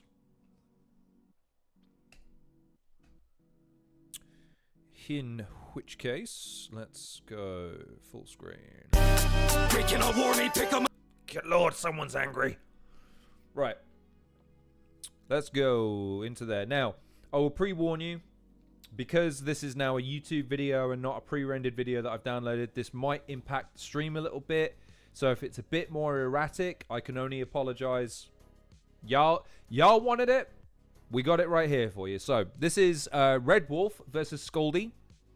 I'll do my sort of for and against what I think Red Wolf's really, really good at after the battle. So let's get into it. And it's gonna get gory. Victory, glory, these are the things that are laid up before me. They cannot war me. Pick up my pen and it's gonna get gory. Invincible, oh man, about unto no man, end of the story. They cannot war with me or really force any form of attack. Only wolf with the pack, taking pounds, taking flesh with your bones still intact. You go big a skeleton of what you formerly had. Mark Morris and track, rock forward a Mac. Y'all know I'll be back. Wanna play the game, you can torn up in half. Draw swords at your back, soft forward with the traps. Kill the whole rap game, scribble and scratch names when I... Premier Battles, we are in Ireland for all the smoke. If you're with us in the building, make some noise. Yeah! We're about to get into one of the headlines of the card. I'm joined with my co-host. Hey, yo, Terminal. The guy on my right-hand side is one of the best battlers in the country right now. Not only that, but he makes incredible music. Hands down, the most stylish dude ever. Please, Dublin, make some noise! This is the real headliner, yeah? This is the real headliner. Who's ready for the dictionary measuring contest? And on my left-hand side, one of the best talents that Ireland has to offer, the Kingslayer, that guy, Red Wolf! Not 546, subscribe to my YouTube, The Real Red Wolf. There you go. Yo, it's a 3-round battle. Both of them decided they wanted this judge. Scoldy's on round 1. Let's go. Can I get a Kezi one real quick? Kezi one! Do something for me! I like how, like, Hylas is getting props and thanks for stuff. I found your preferred Where's my thank you? Like,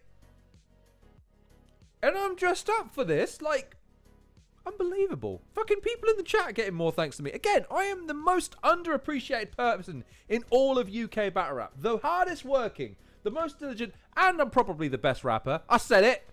I said it. I'd smoke half of you. I just never would. Out of respect. Red Wolf's music is quite good, by the way. I'm a particular fan of his rendition of Numb from Linkin Park. It's a cover, but he does an exceptionally good job of doing both sides of the cadence of the voices. Anyways, Scaldy, you were saying, sorry. Right. Yeah, we floating, PB strolls in, he starts deep choking, you must be joking. Please, Solon, we all know Wolf can't afford no sheep's clothing. You little anti-vax bandy rat. Where's your auntie at? Looking.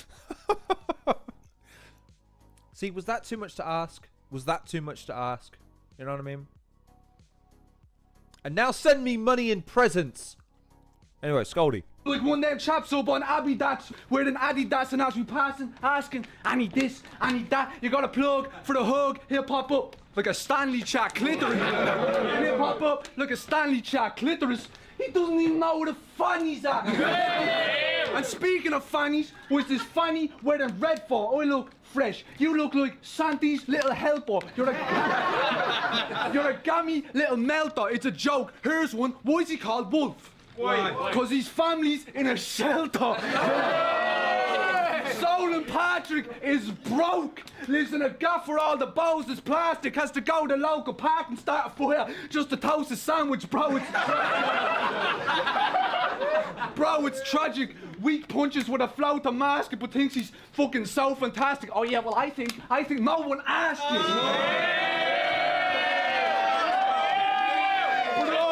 Oh, he's savage. Nah, he's a perfect little flower for the staff, bro. Your nanny's ashes get devoured for the laugh. And no, I don't know the fucking struggle of being told I need a shower or a bath every hour and a half, man. Whenever they catch a whiff of the guy, I get a bit of a fright. With that twitch in his eye and that dip in his spine, he'd be looking like a witch in disguise. Like, yeah, for someone who looks like you love giving a voice.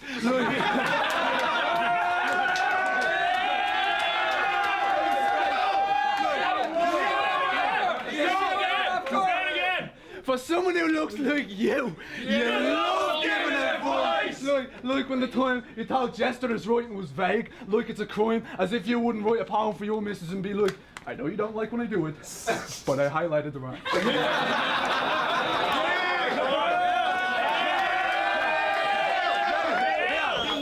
Red Wolf would be there like, roses are red, violets are blue. Fuck Donald Trump, Joe Biden's the truth. You really hate that fella, don't you? Yes, he Couldn't would. tell. Nah, give it you though. Your YouTube does be looking well. He's got suicide prevention raps, Pride, even a BLM one as well, but took it down when he took it L. Fucking hell, man. You told me before you'd stomp me out. Jeez. You and what army? All the lice that you got? How's this guy gonna talk after getting divided at the spine by a sword? 5'5". But the size of his cock! His missus sees him arrive at the door and he's getting dragged to the bedroom like Rap the Warhorse crying in court. For real, we'd love to be a fly on the wall when you're piping your mutt. David on bottom, Goliath riding on top. Neighbours had to go and fucking dial for the cops because help, he's fighting her off. So this is one. This is an example of dial it back, brother. Like, example. Imagine I'm doing the live stream like this. Oh my god, isn't it crazy? Oh my god, isn't this the most amazing thing? Oh my days, oh my god, he did a thing. And it's like, right, you are fucking bombarding my senses now, young man. I can barely follow what you're saying, let alone follow what you're doing. We missed. Oh, Crow came in after we covered you, Crow. You gotta rewind to see that I picked a battle you probably hated. Sorry. I did big you up though. I said from then to now, you're one of the guys I got. So anyways, I was making a point about Scaldy here. Just dial it back. Just dial it back a little bit. Just a tiny little bit. What you always hiding that for? Hey, I'll tell you fucking sugar I won't get down them steps before they pull her down. I'll have her legs quaking. Getting back up would be like climbing a fucking mountain. Don't care if I'm in the ring. She's a fine little thing. Nah, I need to fuck it out, man. At the last time the league wouldn't allow it. Just know that I'm eyeing her. If I jib in the sky, it might blind her. I spy with my little eye something beginning with Red Wolf is so broke he makes his twine grinder into a fine china, and he thought the filet mignon was a direct. Well, I'll say, since I've got Red Wolf and Crow in the chat right now, gentlemen, if either of you want to hop on at some stage in the stream to talk about your placement in the tournament, your thoughts on the group, your thoughts on your upcoming matches, let me know. I'll hop on Twitter and DM you, and we can arrange something on the back end once I've covered everyone's battles. But if you don't want to, not a problem at all. Anyways, yeah, so travel back into the past. And because I know everyone had Bowski winning. I gave that probably closer than most people gave that because I respect how well Crow raps. He's sick. He's sick. Translation of Nicki Minaj on fire. Twin that. Anyways, Red Wolf's ready to get going here. All right, come on, let's see what Red Wolf's got. I've seen this one, so come on, let's go. You're damn right I like older women. I got them all obsessed. And guess what, motherfucker? Your mama's next. Look, I've come to ether Dublin Bieber. Usher's Dean Byrne and Shane is your only one believer. What a creature. Bro, you're so white, you're a light. You're not even my opponent. You're just standing there to ensure it's bright.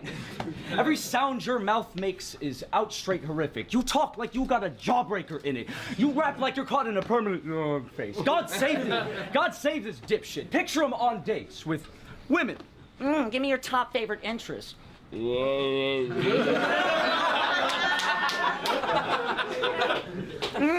me your top favorite interest. What? Can't even give him subtitles when he says his bars. Apply this shit to Kez and every line is just a question mark. Oftentimes this guy's mind's on autopilot like a Tesla car. He's got drive, but the downside is finding his directions hard. Enough with the shit talk. You ain't under my skin, dog. Your old name was Scab Man because you're someone to pick off. Let's go! Let's go! Yeah, enough with the shit talk. You ain't under my skin, dog. Your old name was Scab Man because you're someone to pick off. I'll break him down to the bone. But what's puzzling is, even when you're fleshed out, you ain't got layers to you. Nothing in him's raw. Mention records. Give a fuck if he gave the edge to Jester. Should've known not to get a judge who don't put in effort to form a sentence ever. Like Penn and Teller. Best surrender. Let's go. Best surrender. Machete, get your head best surrender. Machete, get your head dismembered. Dangling off his neck will severed. Now we call him the Kez dispenser. Yo. Let's go. You know, you're truly Irish. I gotta really hand it to you. You're fucking wasted. It's underrated how much drink this man would consume. He'd get a fix from standing and sniffing the Guinness factory fumes. Yeah. It's Scab Man the Scaldy. I'm too raw with it. I've more spice in me veins.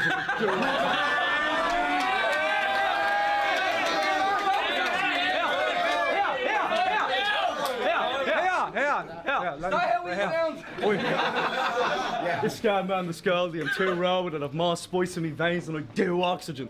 Yeah. Slap a young fella if he's too Protestant. Stop it. Fucking hell. If he's too Slap a young fella if he's too Protestant. I'm on the wanted list in 2 continents. If we're in the smoke session, I knit that lawyer. I sell mixtapes out the Nissan Micra. Your velvet. Scaldy is moving. My biggest talent is not really music. Well, if Pagan, if memory serves, I think he lived in Ireland for a pretty significant period of time. So, yeah, it's a good impression. I would hope it is, considering that he would have had plenty of time to pick up on the slight, whenever you're doing an accent or an impersonation or an impression of someone, it's about the little inflections rather than nailing everything. He's doing a great job. Yeah, absolutely. It's hopping the Lewis. This is why this is annoying. Crow's now giving some really cool little insight into a battle that, because Crow, for reference, what I was saying was basically like, it's yeah. Hylas, I suppose while we're here, we'll talk about that, but I'll come back to that in a second. As far as that Don't Flop battle, what I was saying, Crow, is that it's like, Bowski seemed to set the tone with the audience very early on what that battle was going to be about, i.e. just jokes and loutiness and rah. and then you came in with more of that sort of debonair, straight shooting style of rap where it's like, I'm going to be more technical. And I'm saying that the audience didn't catch on to that in the way that I think they would now. And again, that's why the tournament setting is going to be really interesting, because I don't know if Bowski's going to have that same level of comfort. So, and a Crow style might suit that better. So, yeah, that's why, I mean, I had a couple of guys in the chat saying it was clear about, in terms of reactions, maybe, but I don't know how much I read into the freestyle element of the third round. I don't buy it as much. And Crow had 3 rounds that I thought were pretty fucking good. So, and then Hylas has raised the fact of, yeah, Red Wolf's impersonations, because Red Wolf did that series in anticipation for the Gas Buff battle. I want to say it was Gas, but yes, it was. It was Gas Buff. And they were all pretty fucking good. So he's got that in his back pocket, man. He's a student, man. He's a student. Let's go!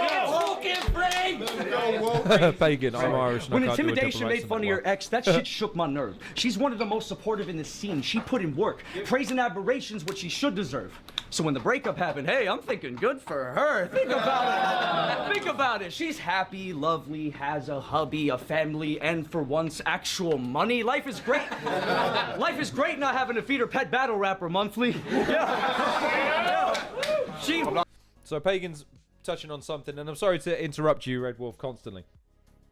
Pagan's touched on something. Yeah, so that's the thing. One of the things that I think we really need to remember is the fact that this is going to be a recorded thing for Premier Battles, which means the audience, they're going to be directed a lot. Like, when we tell you to shut the fuck up, we need you to shut the fuck up because we need the record. Again, we've only got so much time in the studio to get this recorded and in the can.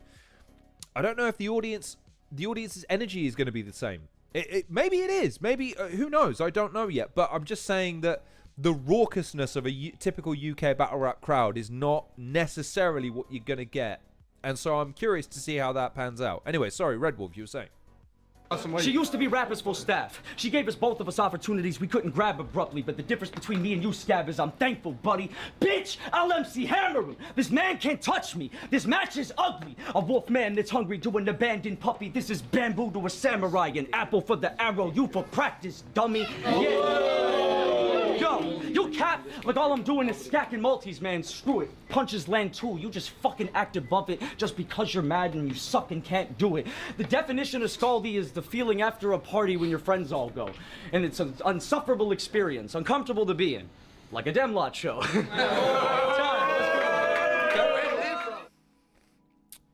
Red Wolf's clearly the more polished performer in this battle so far. You went real fast there, didn't you? He'd be like, anteaters can't see in the dark. Anteaters can't see in the dark. And that's not... He'd be like, anteaters can't see in the dark. And that's not even the hard part of being an art fork. He's got the silliness on Red Wolf. He's got the clowniness. Shouts out the intimidation. That's the that's the bro from up north. He doesn't have to play the good guy. Fuck that. We shouldn't have to sum up sport. You can jump up on your little soapbox all you want, kid. Just know you still come up short. If I lose, I got a bunch of other stuff to do. Now let's lump it up to you. If you lose, it's over. Take it in, lad. Who's looking up to who? How's the weather down there? Wager time. It's a $5 in me pocket either way, yeah? It's wager time. You got a few views to your name? Cool. I got weight to mine.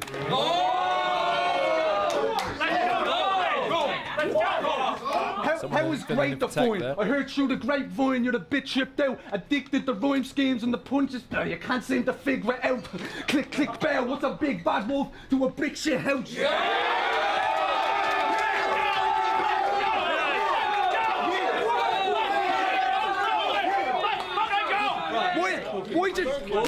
Why'd you ditch your clout? Why'd you ditch your fans for? Pick an answer in a room with me when you could be on the stage. As a bigger star, you fucked that up as well, going on like you were struggling. But as a kid, your tracks were mixed and mastered, you little bastard. People are quick to slag Angie, but ironically, unlike you, she's got them shit to stand for. Yeah!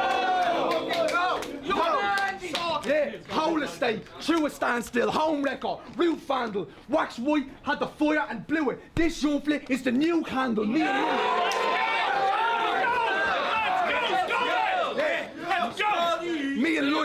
Me and Lights, you in shambles. Oh, who hit Bruce Campbell with a broom handle, man? Yeah, leading up to the battle, I needed something to do. I remembered you dropped that album last year and I thought, fuck it, I'll have another look through. Then it dawned on me, you're a fucking weirdo, bro. This album is about little men in a submarine looking for you. Was that shit that was up in the news? It's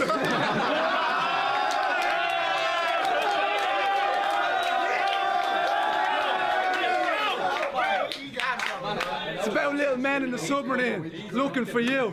Was that the shit that was up in the news? But you're a genius, aren't you? Oh, hard cut. Copy schemes. In Wolfpack, because I'm Red Wolf. Chose for the team, and you? Not voting for me? It's crushing my hopes and my dreams. I had punch after punch in that shit. You just don't know what it means.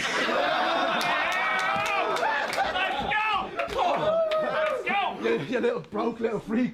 Oh, but you beat Jester, didn't you? Because you're so outside the box. You've been outside the box since your date of birth.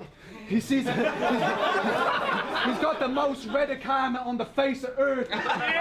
He sees a woman, he may get scared. Here she comes. Stay alert. Fucking basement nerd. Listen, the day I lose, the day is the day that you'll be on a feature. You assume you're on the peak. Nah. You be on the reefer. It's not America. You can't reach in a little school bag and grab a little toolie or a heat. Or the fuck you gonna do? This is Dublin. Hackaloogie on my sneakers.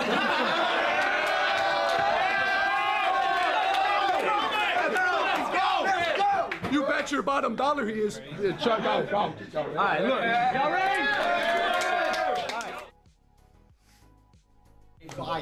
I'm happy. I think Scaldy's okay. It's just that his style is just bombard you with just everything in the kitchen sink. And again, yeah, it's all right. I'm just saying that. So, I mean, Red Wolf's first round, for instance, was far more technical, far more on point, had more concentration to it, more intent to it. Ultimately, had the better high points, and it was more salient, and it made more sense as a battle rap round. You know what I mean? For you and Shano, you two are the best couple ever. Yeah, true. I'm happy for you and Shano. I'm happy for you and Shano. You two are the best couple ever. Stuck together through fun adventures on drunken benders like the other undiscovered members of the Young Offenders. Okay, Red. Okay, let's go. Dumb and Dumber, but you're the dumber one. Your brother's better. Oh. If it wasn't for Shane putting you in dem lot, you wouldn't uprise. Scab man got a tramp stamp saying property is subrime. You're like, if it wasn't for Shane putting you in dem lop, you would've uprise. Scab man got a tramp stamp saying property is so right. You're like his prison bitch, using his pockets to get love right. Aww. You two in the studio must be lousy. Hell, bro, we need something melody. Hell, bro, you two in the studio must be lousy. Hell, bro, we need something melody. We need something melody. Rough and rowdy. Something gangster. Show us something tough about me. Here, pull up the house beat. Bitch, I'm headlining shows in 2 genres. It's not debatable. Y'all be grateful to rock a stage at a snotty 8-year-old's confirmation, bro. Let's go, Red. You were supposed to battle Briggs and Raptor. You guys were making moves, but life must hate you dudes. You fly away to the UK excited to face your idol only to find he bailed and they got the time of day for you. Whoa. Bro. Look at it for a second. Your biggest achievement is almost battling a legend. You suck! Every song that you make so decrepit. You don't garner the praise or the credit. They use your music as a Guantanamo Bay torture method. Yo, your music is trash. Delete it. I don't fuck with you. Sticking a needle in my ear holes are clearly a more comfortable experience to suffer through. Bitch, I got red hoodies, black leather, with dope chains flashing, with wolves stay swagging. You and your entourage of farmers got low-grade fashion with your acorn shape .0 fades and North Face jackets.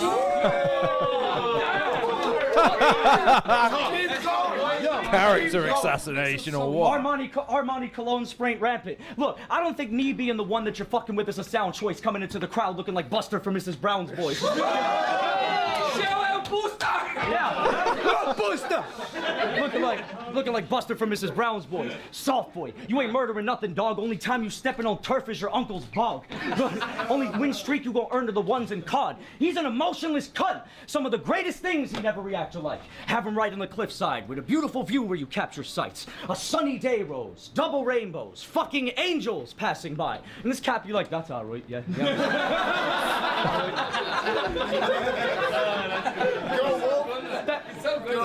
The hell is your problem? Happiness, joy. Kez never got some. Then again, this is the type of shit I expected from Spock's son.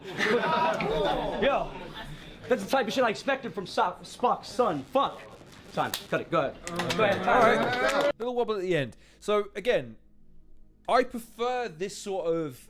Again, this is why judging battles is difficult. It depends. Like if you like the rowdiness of Scoldy here, fair enough. I just think it's not.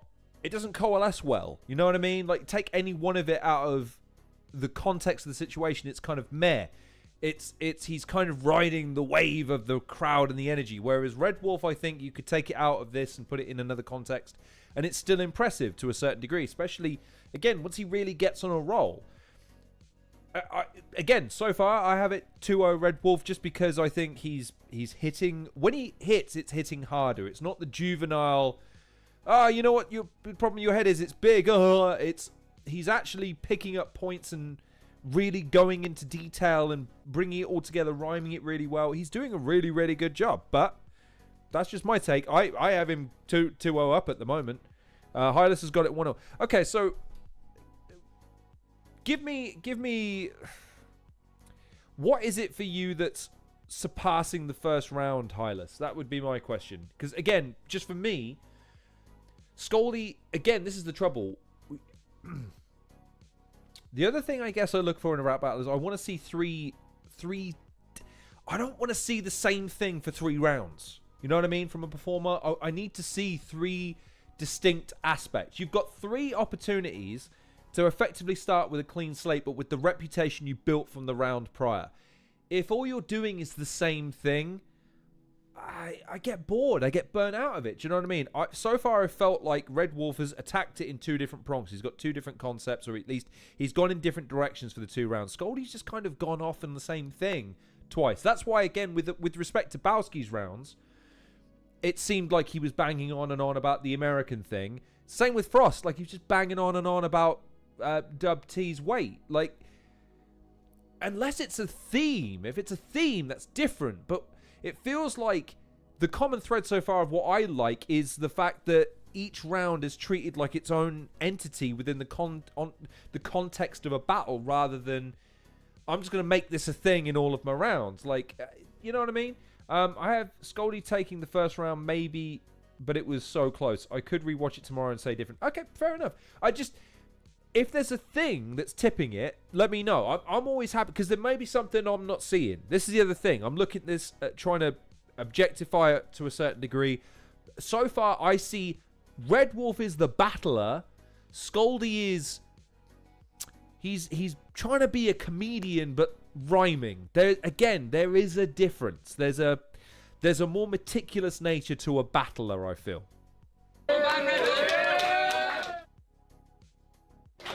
Hey, one last one for you. Go on, let's go. I got a mean little right and an unreasonable left. And when I make soul and ragdoll, it's relieving him of stress. I asked him, does he approve of gay marriage? He said he doesn't believe in it, but yes, I was taken aback. Couldn't believe it, he confessed. Do you ever look at someone and think, yeah, they should have aborted you. I'm not even getting cheeky, Red. I'm just getting short with you. Fuck it, man. If you wanted to pull out last minute, I wouldn't have even fought with you. You could have got Briggsy in, and you could have had someone to look forward to. Like, the first time he asked me for a smoke, I gave him one. It felt awful, bro. But the second time he asked me for a smoke, he said it like he bought them, though. So, yeah, Pagan, I agree. That's how I look at it. I look at it like you've got a blank canvas to do anything you want to each round, right? And if you want to have themes and common threads, totally get it, because that's a good way of paying off to an audience, right? Especially if you're in the mood to tell a story. But if every round you're just templating it and just kind of maybe deviating it a little bit, I just find that the payoff diminishes over time. It's the reason why if you watch a fucking slock fest, like a series of 3 movies, but they're each slocky back to back, I feel like it diminishes with time. Whereas when you watch a movie franchise which has a theme or just characters that reappear, but each movie tells its own story, you could go through those. I mean, like, that's why I like when a battler takes a concept in each round and plays with it. You know what I mean? But yeah, fair enough, Ilis. Again, look, and this is the other thing about judging battles. It's so fucking subjective. And this tournament's going to be interesting because, again, if it's successful and it puts it in the eyes of people that don't normally watch battle rap, you're going to hear some wild opinions, or you're going to hear some wild takes about what they are seeing versus what we are seeing as people that have seen it over a prolonged period of time in different eras. It's he said it like he bought them, though. Yeah. Yeah, chose one of them, bro. So the tour time he asked for the smoke, that was all she wrote. This fella doesn't want all the smoke. He wants all me smokes.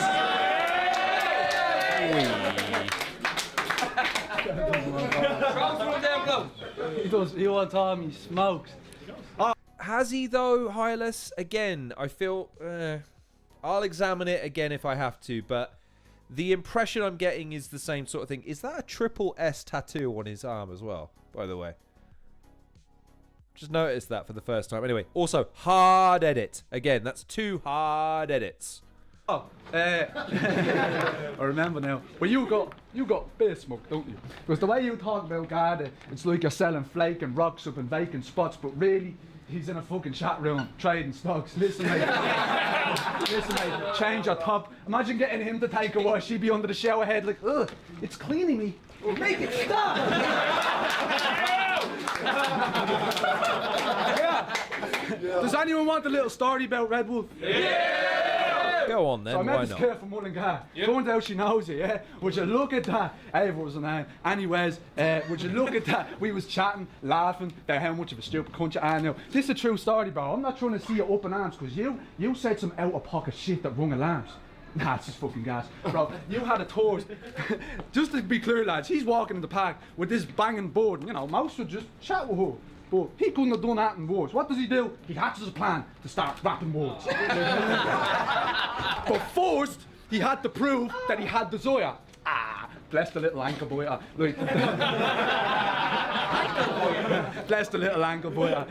The lad that like her. So he's doing his hair next to her and all, going, should I have it high or what do you like? And she's like, no, you don't.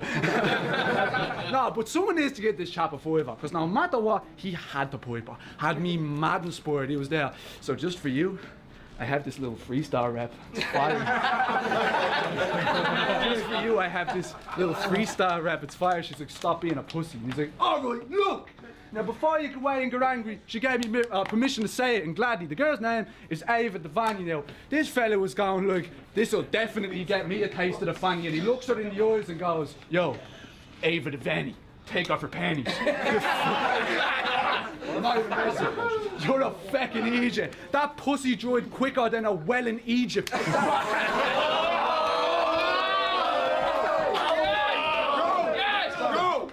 Say it again! You fucking idiot! That pussy dried quicker than a well in Egypt! That is the origin story of why you can never take an L and keep it. So yeah, I'll beat you. Cause shit like this is why you can never change the light we expect to see you. And yeah, she could have kept the secret. But she didn't. That makes you the rhyme and Kez the reason. So let the beast in, cause he's got to appear. You got a monster in there, werewolf. I'm yet to meet him, cause to meet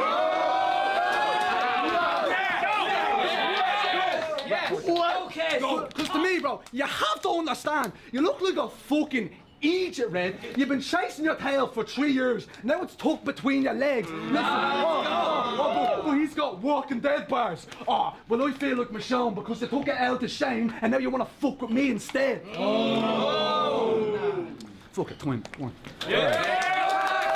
That was for me, that was the best of his 3 rounds. It built something, it had some payoffs, it had a couple of good highlight moments. It was the most what I would feel the more concerted of the 3 rounds. That was fine. I have no problems with that one at all. Let's see what Red Wolf has. Also, this guy, I don't know what he's doing. He keeps Dude! Stop moving! True story about Kez? Yeah! You showed up to a battle with a bathrobe on like a dumb cunt. Given how you showed up to a battle with a bathrobe on like a dumb cunt. Given how soft it is, it oddly fits the cloth. Here's a question, by the way. I've just I don't know why the word cunt makes me think of this. Are Prem gonna age gate the content? Are they gonna mandate that it's got to be advertiser friendly? Does anyone know? Because I don't know if anyone's asked, and I don't know if that's not something that they wouldn't do. I might have to ping about that. That might be interesting. I've got to ask about that. That you come from. Just stains all over it. It's literally the cloth that you come from. Look, bitch, you ain't earned shit. You depend on others to get by without putting in real effort. That's why you're unsolidified. Without the help of your brother, you would die. You're a scab. You have to be attached to someone to survive. No. His father knew he was going to be a failure, so he turned to ditching him. 25 stepdads later, you learn no discipline. Your mama so... Red Wolf, is that because you know or because you hope? I'm only asking because look, Don't Flop, as much as I rip them, because I think it's fucking tragic, by the way, the fact that they started censoring battle rap. There's something real fucking, like, do you know what I mean?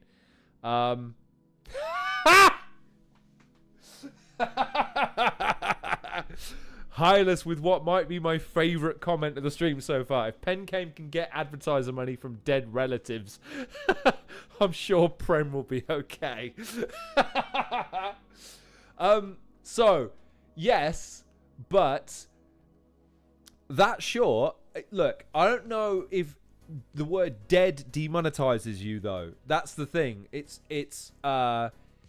YouTube and Instagram and Twitch all have words that are on their databases for auto scanning. So in this stream, for instance, they will know I have dropped hard F-bombs, hard S-bombs, and a hard C.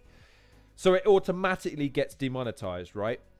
It also has a scanning protocol for the first 2 minutes where it particularly scrutinizes it, which is why it's applicable to shorts. And that's why I'm asking the question, because, again, the whole point of the tournament is to put it in the fucking eyes of people that don't normally watch battle rap, i.e. it's got to be clippable. I'm just thinking out loud. Wouldn't it be interesting if Prem have a conversation with everyone and say, listen, we're not telling you what you can and can't write, but be cognizant of the fact that we're trying to drive advertiser revenue. Advertising revenue is directly linked to views, and views are directly linked to the fucking algorithm. And the algorithm punishes you for swearing. Or for posting adult content. I'm just curious. I just think it would be an interesting question to pose to them. That's all. Look, I'm Red Wolf. I hope likely not. I hope it's just, look, we're putting it behind a paywall so we can say whatever the fuck we like. I'm just curious because, again, if I'm Prem, I am leaving no stone unturned to make sure that this project it goes through. Every battler is going to be on point. Right, that's up to them. But as far as we are concerned, and the battlers, frankly, would be expecting this as well, is once I perform for you, it's now on you to make sure that this reaches the airwaves and it gets out to fans so that you're exposing me to them.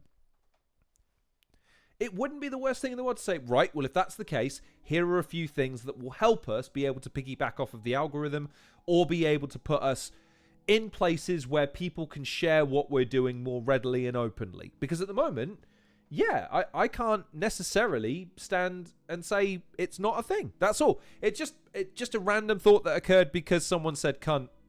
And I know that's a big problem. Anyway, sorry, Red Wolf, you were saying. Solidified. Without the help of your brother, you would die. You're a scab. You have to be attached to someone to survive. No. His father knew he was gonna be a failure, so he turned to ditching him. 25 stepdads later, you learn no discipline. Your mama's so embarrassed that her kid's such a worthless idiot, to preserve her image, she burned your freaking birth certificate. Yo, you're from the place where the cars get cruised, you're from the place where the guards get dusted. I'm from the place where there's shots in schools, blocks and feuds, and the cops do nothing. You're from the place where they nick your shoes, make a mistake and your lip gets busted. I'm from the place where millions lose their children due to no gun restriction rules, try to make a change and they get no justice. Bitch, fuck it. You a Ballymun boy, but you ain't hard for real. Trying to act like a road man, I had to worry when it was not a drill. Look. Yo, alright, fuck it, y'all. I'm gonna need your full attention. They say I'm full of ego and addicted, overly obsessed when supporters be clicking. Nah. You know what it is? I've accepted the hard fact through the long scope of its image, this art form is diminished and only a handful of folks in this bitch can help it grow as a business. Am I lying? No shows at events. Performers go missing, they trash, we block them. Those in the... I'm going to rewind it and let him say it. But another thought crosses my mind that I ask battlers occasionally what it's like to be on stage, like that feeling. Because look, I'm performing, as loosely as I can use that term, I'm performing live for you now, right? Nothing here is scripted. I'm just kind of running by the seat of my fucking pants, right? And I'm saying some dumb shit. I'm going to say some stuff out of term, yada, yada, yada, right? But ultimately, right, I can kind of curate and moderate this however I want to, right? I can make it as comfortable as I want to be. And that has some drawbacks to it, but it has some pretty significant upsides. When you are performing, right, versus when you're practicing, I know that there's different factors that come into play with a live performance, but the adrenaline hit, that moment of, right, it's do or die, now or never, all the rest of that sort of stuff. I wonder how it goes through their minds, like how it helps and hinders. Like, it's an energy, you know what I mean? Like, sometimes it's like, right, oh man, this is great, and da-da-da-da-da, it's flowing and hitting. But that moment where you hit a wall, that same energy working against you, like, I need to understand that mentality more, man. I'd love to really get into that topic at some point with someone that could really opine on it. But whenever I've asked about it, really, the answer I get is kind of a little bit wishy-washy, and I'd love to explore that more with a real seasoned performer. But at the moment, all I'm saying, the reason I bring that is because Red Wolf seemed to be doing fine, and then he's having a moment, having hit a bit of a block. I wouldn't have seen that, because it's not like the audience had a bad reaction to something he said. He's just sort of hit a bit of a roadblock. So yeah, I'd love to ask that question sooner or later. Yo, alright, fuck it, y'all. I'm gonna need your full attention. They say I'm full of ego and addicted, overly obsessed when supporters be clicking. Nah. You know what it is? I've accepted the hard fact through the long scope of its image, this art form is diminished and only a handful of folks in this bitch can help it grow as a business. Am I lying? No shows at events. Performers go missing, they trash, we block them. Those in attendance won't push the tickets, so we're at the bottom. Then it's posers like this, who always choke in the pit, like me. And always choke in the pit. Always choke in the pit, and every moment of his is half-assed and garbage. I know you don't take this serious. You don't give a shit. And that's the problem. You present no value. There's no reason why Prem should have you. If you're not gonna take this serious, how the fuck can you expect the fans to? Yes. Am I too complex with the bars on display? My writing on par with the top in this game. What everyone else is cooking is bland, but when something fresh is brought to the plate, you want to complain? I've been a gladiator since the start of my reign, so I'll sharpen the blade, scald get slayed, chop at his brain, decapitate him, and walk in the frame like what? Are you not entertained? Yeah! You're looking at that raw, outlaw, smack talk, rap dog. Backlog of tracks long as the list of reasons you're trash dog. Smooth pretty boy American, that's something these Irish gals want. They thinking my wood is something to pound on like a Balron in a trad song. You're thinking my wood is something to pound on like a Balron in a trad song. Back to feeling You act hard like a road man, but you might as well put a big padlock on your damn cock, lad. Stop. I have been a great. This guy is Minute Maid. You're a cancer to us all in many kinds of different ways, having us slowly dying inside every time you hit a stage. It needs to be heard. Tweak your speakers. Folks in my class about to meet the teacher. Fuck anyone who thinks I won't take visual black to your reverse. I'm an expert on shooting sharks to give the scene work. Steven Spielberg. I'm an expert on shooting sharks to give the scene work. Steven Spielberg. Done. But nah, fuck it. Any one of these little bitches I'ma knock about. You want me to do something more interesting and intricate in all my rounds, then give me someone interesting to talk about. Time. So, that at the end, I'm so glad. Do you know what? I'll say thank you to everyone now for the recommendation. I'm so happy that we did that one because number one, I don't know how it would have gone versus the one I picked against Tongue Twister in the sense of would I have been able to make the same point. What I like about Red Wolf, and this is apparent in his work as a musician as well, is he has something to say. He has a very unique and very easily definable perspective and point of view. I get that a lot of people think that live performance and battle rap in particular is all about having some sort of character. And I understand that to a degree because it's marketable and it gets you across. I would argue having a fucking perspective and a voice and something to say outside of your opponent is equally as important, because if your opponent has nothing noteworthy about them, that's not enough to be able to then just go, well, this opponent's nothing, he's boring, blah, blah, blah, blah, blah. You still have to bring something to the table. And Red Wolf is a great example of someone that, yes, I understand that I think his diminutive nature will always betray him in battle rap to a certain degree because people are very easily able to hone in on his relative diminutive stature as a means of ridicule. That's fine. That's something he's just got to deal with, okay? However, one of the things that I don't think he ever has to worry about is this notion of a lack of content or a lack of intent. And what I love about Red Wolf is, again, his work rate. I love how thoughtful he is and how creative he is. But like I said, I've never ever watched one of his battles and never thought for a second he doesn't buy what he's selling. There's nothing disingenuous about what he's presenting to you. Whether or not you vibe with it exactly, I leave that to you. There are moments that I think he's trying to prove himself a little bit too much. And there's moments where I feel like he maybe is a little bit too conscious of the camera over the live audience and vice versa. He maybe needs to work on that switching and that mode of being in a battle rap scenario a little bit more than pre-recording or doing a live performance. But as a package, very, very interesting prospect as far as the tournament is concerned. In fact, all three of the performers so far, I would argue, Group A is an interesting group, lads. Crow's a fantastic performer. Dubtee's got a lot to prove. Red Wolf's got some to prove, but I would argue is a fantastic performer as well. So we've got three really solid performers already. Now, before I click on the next one, I'll ask the chat, am I chatting shit when I say that I'm pretty sure that it's Kick Nelly in this group now? Did Kick Nelly beat or lose to Hamill and or therefore he is in Group A? I was messaging someone earlier and they said Kick Nelly's in this group. That's why I've got him here. If it isn't Kick Nelly, I'll need a moment to just grab a Hamill battle. But can anyone tell me definitively? Does anyone know offhand definitively? Hylas, I'm looking at you.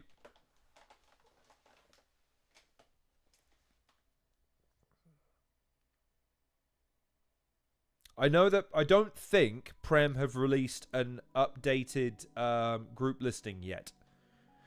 Especially, I don't know if you know. Okay. Oh, we got Kick Nelly in the house. What's up, brother? What's going on, my friend? Cool. In that case, it's Kick Nelly next. So we'll look at his battle. So, that's interesting. And I'll tell you why.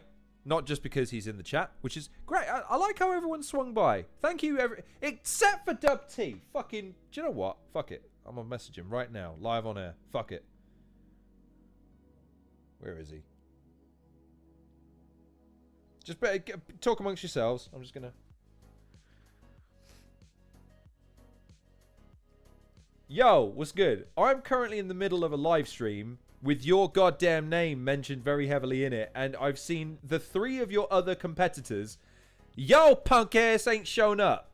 So get your ass in the chat and come and showcase your talents or shout yourself out or something. This is absolutely unacceptable. Otherwise, I hope you're keeping well, young man. Take care. Bye-bye. That's live on air. I don't think I've ever messaged anyone live on air before, but I just did. You witnessed history right there, ladies and gentlemen. Actually, interesting you say that, Hylas. That is the battle that I picked. Kick Nelly versus Slester. Again, I tried to pick battles where other opponents are showcased because I want to see some of this stuff come up. You know, you never know. These guys might face each other again. There might be rematches. There might be do-overs. You never know. So, let's have a look. So, the man himself didn't know. The man himself didn't know. Well, look, in his defense, and this is something that I said this at the top. If you're just joining us now, thank you for joining me. This is the Halcyon Show. Because the groups have been defined, but they are still subject to change because people have dropped out, people have been added. I'm going to treat the groups as they are now, so I make sure that we cover everyone. But if there are any significant changes while this series is ongoing over the next 8 episodes of this series, I will do a tune-up episode at the back end to make sure that the groups are actually covered as they will be once the tournament starts recording. So rest assured, we'll make sure of that. And Hylas, actually, that's a great question. Mr. Kick Nelly, I have picked you versus Slester as the battle we're going to be showcasing. I gave the audience the opportunity to change Red Wolf's battle, and we did. So we picked one from YouTube versus Scoldy instead. If you would like me to showcase, you want to see, which is wicked. I was there for that one. So we'll watch him versus Jeeves in that case. Cool. I will grab that in a second.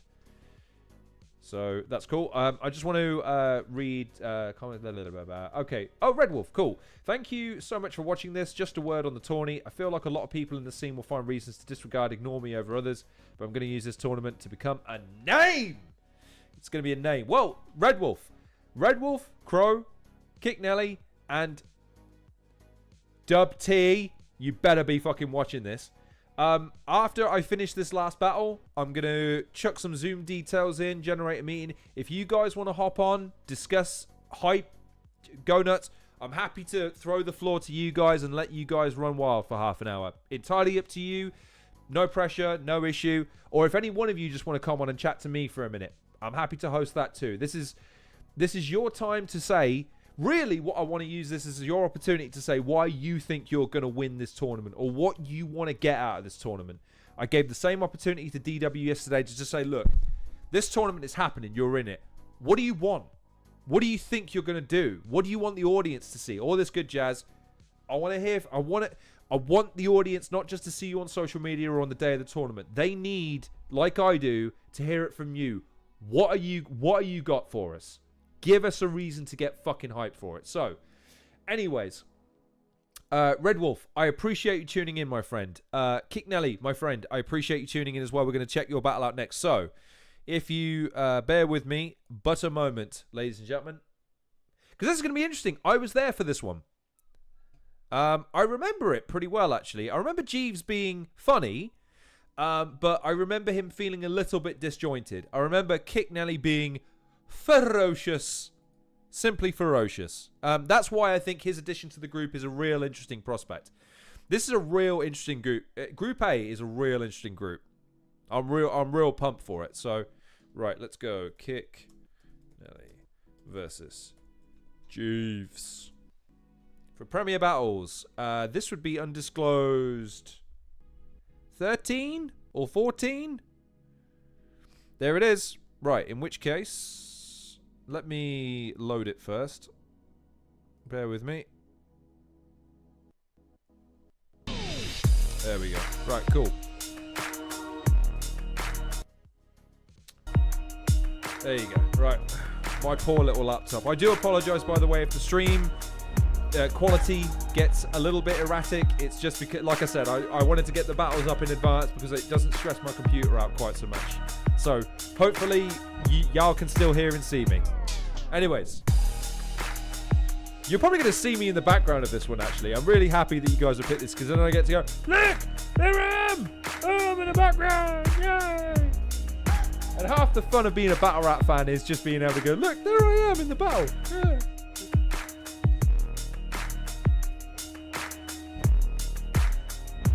Imagine what they've got with 6 months of prep time to do stuff like this, by the way. Do you know what I really want to see? Just going to pause for a second. If every single battler doesn't have their own package, I'll be really disappointed by that, lads. I'm just saying, y'all got 6 months. 6 months. to get all of them to send you in just a little bit about themselves, clip some of their previous battles up, find a track that sums it up, build it as this big hype piece. Boom!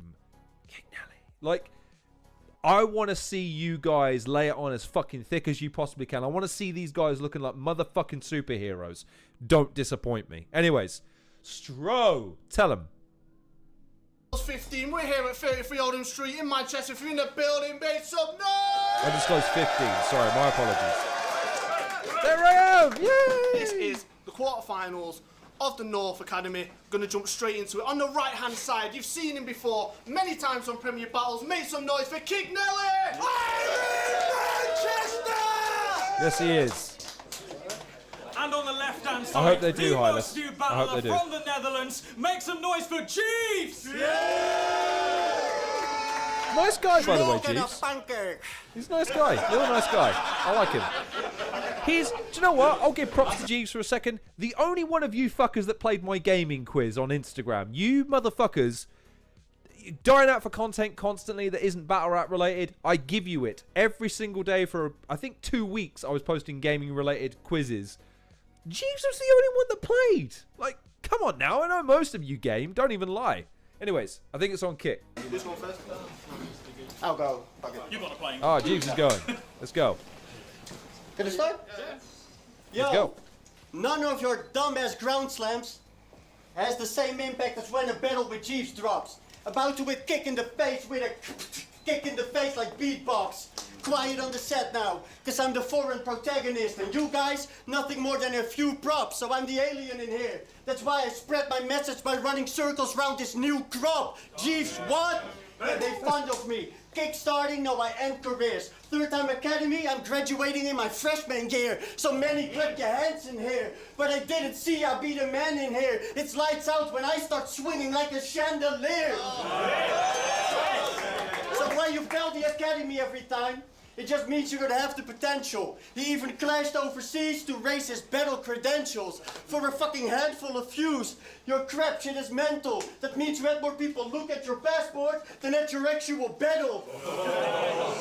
Yeah, you should be in Team Trops, because your career wins out a bit. Inspiration bleeding dry, and that less slit down the wrist. I don't just love battle rap, I'm addicted to this shit. And I don't have to win the Preach, academy. brother.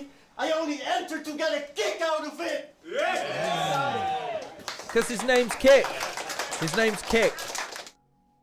He did a name thing. I said, Jeffrey Blinn, if he claims he's sick, this bastard's bluffing. You've been a sound engineer for 10 years, but been unable to master nothing. Constantly forcing rhymes just to fit the scheme. Write some better rounds. You struggle with phonetics. I shouldn't have to spell it out. Constantly stumbling, having to check these pockets like you forget your wallet. Yo, your name is Jeeves, bro. I'd at least expect some polish. So if you keep mispronouncing these words like an amateur, I'll roll to your Amsterdam coffee shop and turn your cafetiere into a capita. I'll have the smoke in... I said I'll have the smoke in the bag before I even hit the duty free. Turn up in Europe and put the EU in eulogy. I said I'd have the smoke in the bag before I even hit. So here's the thing. Here's the thing. Slept on stuff. Again, man, I'm just thinking, like, if something doesn't kick in a room, but the editing guys pick up on it, like, again, I'm just thinking, y'all have got Anderson Burris right there as the template. If y'all ain't looking at him and just going, right, we can turn this into a meme, we can add something in, y'all are sleeping on content. You better make sure.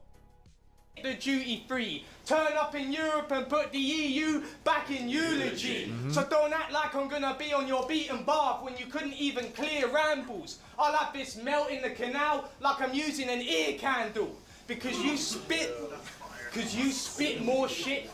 Because you spit more shit than gingivitis, laden with more singles than people Tinder swiping. Said he wanted me in the first round, his prick is lying. He actually wanted Sam, because he has prior experience on essays based on what his victim's writing.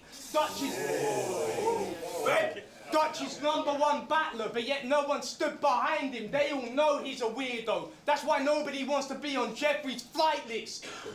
This prick's a melt.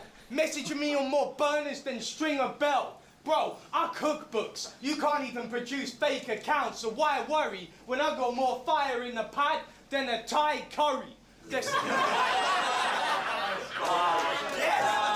Yo, I said when I got more fire in the pad than a Thai curry. Bro, they're gonna send me down for killing you with words. Brings a new meaning to serve a sentence. You tried all this extracurricular shit, now you're gonna really learn your lesson. I said, Briggs, give me anyone in the last 8 and I killed a rapper. And they bought me out Jeffrey the Butler on a silver platter. Time. Also, I'm giggling, Pagan. Yeah, you could hear my dumbass and I go, that's fire. Again, man. Like, yeah, it was very good. This is the thing, man. Like, that's why I'm saying, like, they have, because I really feel like the way if again, Premier Battles have such an interesting ability here. If they want to go all out with it, is they'll have this big old lump of content, right? That only so many people are going to see live. Most people will see it still on YouTube, but then there's going to be the Patreon buffer, and there's more and more people, hopefully, that will join the more and more it goes on, right? Welcome, Dubtee. Thank you for joining us. Be honest. Yeah, you saw it. Hi. You missed it. We covered you first. And I get you 2.5 hours in. Anyways, but we'll come to you in a minute, young man. So stuff like that. Look, I'm just saying that they have all the time in the world to take every single guy in every single battle, in every single bar, in every single round, and just fucking package it, clip it, meme it, all the rest of that good jazz, and just fucking pump it into the ether. And yeah, stuff like these, because a lot of the battlers will be like, look, by the way, that didn't get the reaction it needed to in the room. Make sure you flip it, present it, because people at home will go, oh, that was sick. Like, share, all the rest of that good jazz. Treat every piece of content as ammunition, right? Every single piece, because there's so much mileage to be wrung out from it. And again, look at Anderson, look at Gast, look at a lot of the guys who go over their own stuff and go, right, how did that not go over when it should have gone over? And how can I maximize the kick from this one when it went over so well? But anyways, good first round, indeed. Salute to Pagan. Pagan's been here for pretty much the whole thing, so thank you, Pagan. We'll get to you sooner or later, Pagan. Don't you worry.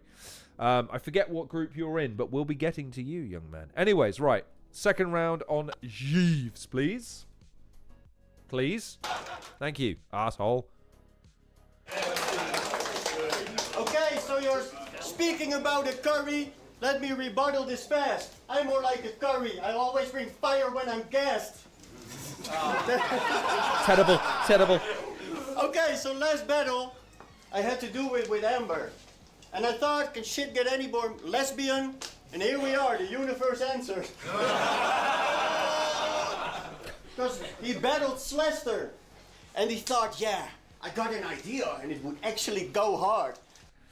Doing some sort of Kruger editing on the battles would be an interesting concept. Oh, you mean for like his, you know when he does his like, because when I interviewed him, I did the hook he has at the end of his videos, because I watched a bunch of them. So you're talking about when he, like the Popeye one, and the Pulp Fiction one, and the Steamed Hams one, and stuff like that. Is that what you're talking about, Hylas? In which case, yeah, man, stylize the again, give every battler their own flavor, not only in how they perform, but like, again, this is the promotion that wanted to make it like football teams, to give each individual, you know, team their own flavor, but all the rest of that sort of stuff to make it properly diverse and dynamic in terms of performing styles, right?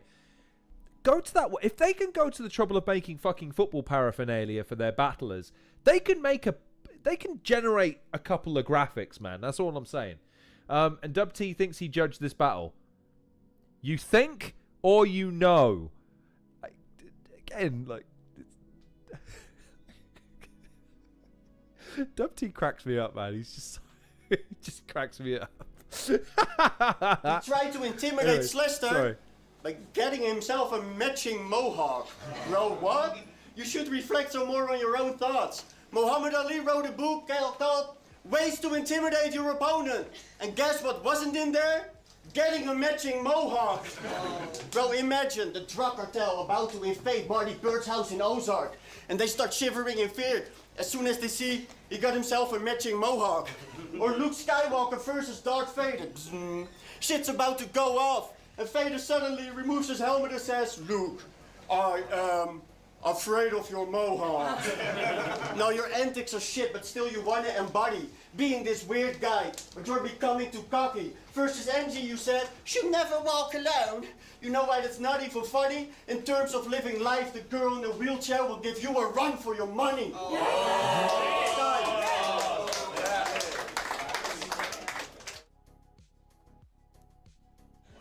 So he's spitting rebuttals. Let me take my turn right here. I like how Kick Nelly in the chat going, listen, man, I'm not being funny, but like, just mohawks are scary, okay? I don't know what everyone's problem is here. Mohawks are intimidating. What the fuck is this even? What are we even talking about here, guys?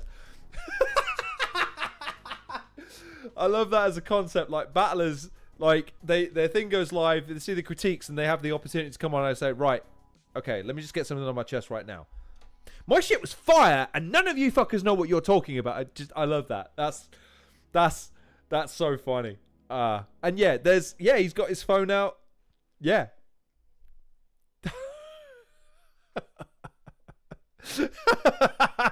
Oh, there's awkward freeze frames and there's awkward freeze frames. Sorry. And yeah, by the way, Angie was great that day, by the way. I really enjoyed her stuff.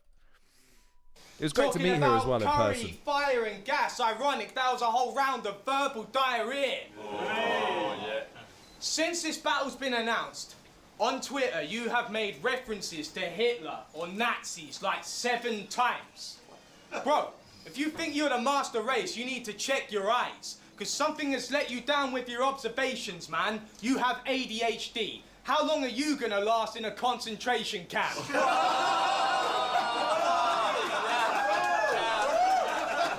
That reminds me of the South Park line when Kyle's cousin is in the class.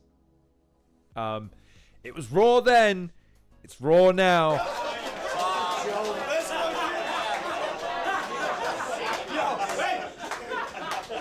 I would rebuttal that, but I've already forgotten it. Yeah. So bring up Yunnan and how I paid a veteran. Bro, you have ADHD, you can't even fucking pay attention. Never gets round to shit.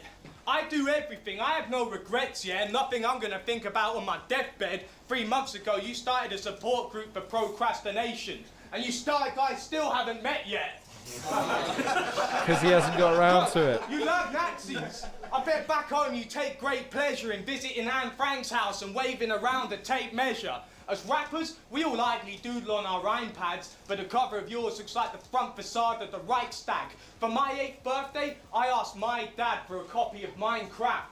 You asked yours for a copy of Minecraft. Yeah, saw that one coming. Bro, and you would definitely deny that, because it takes some balls to admit to a room full of strangers that you do that. He's obsessed with 36 chambers, but has never heard of Wu-Tang. Bro, do you know how I know he's a racist and he's a massive contrarian? He told me that Elon Musk was his favorite African American.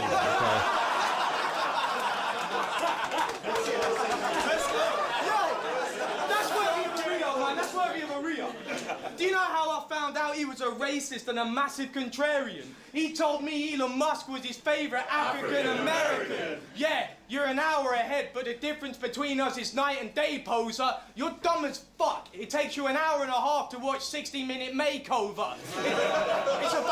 It's about to go left. Like Daytona, this a Bic to a flamethrower, a quill to a Crayola. Yo, my family were Jewish, so I'll butcher this Nazi and it ain't kosher. I'll hack up his lungs like a chain smoker and leave his organs displayed over the hood like I'm creating an advert, encouraging drivers to stay sober.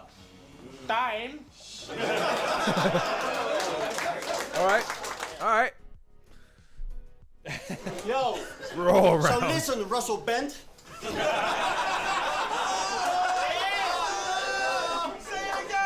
Royce Smart out listen, kick Russell there. Ben, you're always dropping to the ground, but this time I'll make you nick, cause your antics make us sick. And you know what else rhymes with makes us sick? Shawty made you buy a penis pump for 80 quid. Yes, he did.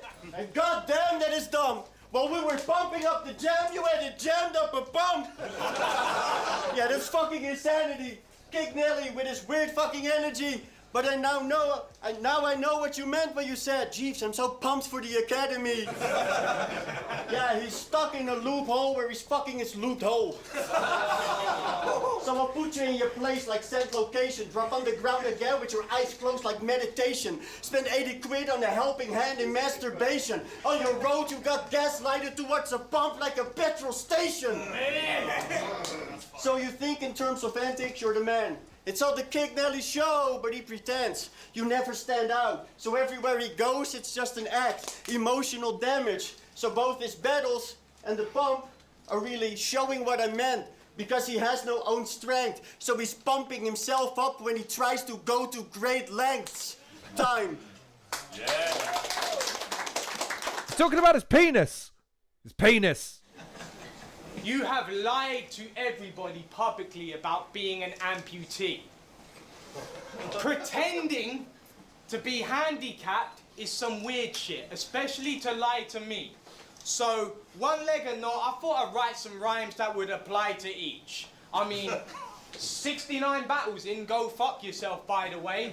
I understand the irony of you entering a newcomers tournament. But I guess you really are struggling to find your feet. Bro, you have lied about being an amputee. When this battle got locked, you were shook and afraid. I guess you really always had one foot in the grave. Yo, Briggsy, this guy would give his left leg to be Ahab and he takes the piss with it. But you like me and you wouldn't put me in any more compromising positions. It's blatant favoritism. I've already done it with Angie once. I'm not gonna kill any more of my handicapped brothers and sisters. This ain't Cain and Abelism. Bro. You know. Bro, my style is textbook. You ain't gonna clutch this battle, irrespective of a left foot. You said you used to love skating and he claims he misses it. I understand that you had cancer and it's in a state of remission, but today I'm gonna treat you like a Make-A-Wish kid because it's the last time you're really gonna be able to say you did a kickflip. I don't give a fuck if it makes me sound... I don't give a fuck if it makes me sound like a massive prick. Yeah, you've still got both legs, but I'd still beat you on aggregate, and I'd badly batter him that he'd probably need an aspirin for a phantom limb. Yeah. But you did something that was slimy, dude. When you told that lie to the group, you said use over leftover Angie bars. But she was outside the room, kicked from the group chat. That's got me in a fighting mood. First of all, are you blind? Angie has 2 legs and a shitload more spine than you. Facts, by the way. Facts. Yo, I'm sick of him. He's got to keep rambling. But I guess this was Holland's payback for sending out Steve McLaren. Time. There we go. There you go. Kick Nelly. Fun fact, I had to rewrite half this round of the day because I thought he was actually an amputee. The question I have then, Kick Nelly, is how did you just... wait a minute. Motherfucker. Right, 5 minutes. Like, I'm curious how that sequence of events occurred. Right, so, with that, I shall say, what do I think about Kick Nelly in relation to the fact that he's in this group in the tournament? Well, what I think is that Group A has a really good assortment of really well-balanced battlers, but all of them, I think, to a certain degree, have something to prove, and that's what makes it interesting, because all of them have gotten some kudos, gotten some momentum, but really haven't ridden over the crest of the wave yet and been fully embraced by the fan base to the extent that I believe that they could be. And I think all of them have the potential to have a bit of a mean streak in them. They all have a degree of technical competence, and I think they all have their very distinct styles as well. I think each battle is going to feel very unique, very different. And that's why, again, like when I sat down to think about how I wanted to cover this thing, I was like, right, what about group by group? I look at Group A and I just think, actually, man, fuck, that's a really interesting group. And again, each individual performer in it, really, really interesting. So now we move on to this segment of the show, which I'm going to be doing at the end of each one, which is turning it over to you guys. Right, that's Group A. Those are the 4 guys that are going to be vying for your attention, vying for your support, vying to make it through to the next stage of the tournament. Who do you see winning, finishing second? Give me your predictions. Who do you see performing well against who? Who do you see having a barnstormer of a battle or a bar or a moment? And what do you want to see? Like, from each individual person. Again, this tournament is not just about who wins and loses, in my humble opinion. I get it's called Where Winning Matters. But we're also looking at building narratives. That's why I want each guy to explain to the people why they're actually entering this tournament, other than just, well, I'm going to win and get some money. It's, what are you looking to prove? What are you looking to show? What are you looking to get from the tournament? Each individual person, I feel, needs to have their own journey in this. And I need to know, because I need to get invested beyond my capacity as just a battle rap fan. So, with that in mind, if Dubtee, Crow, Kick Nelly, or Red Wolf are watching right now, Dubtee, me and Crow going through, right? Okay, well, listen. I have half an hour before I want to wrap the stream. Zoom's right here, gentlemen. If you want to hop on and let's talk this out. Let's hype this up. Each of you should have me on Twitter. If you want to get on this shit, DM me now. Let me know. The people, do you want to hear from them? Let's get into this, man. Come on. Let's not leave the people at home waiting. Come on, let's not stand on ceremony here. Dub, I'm looking at you. You've got a lot to prove, young man. And you've had a lot to say as well. I want to hear you come and I want to hear what you have to say about being in this tournament.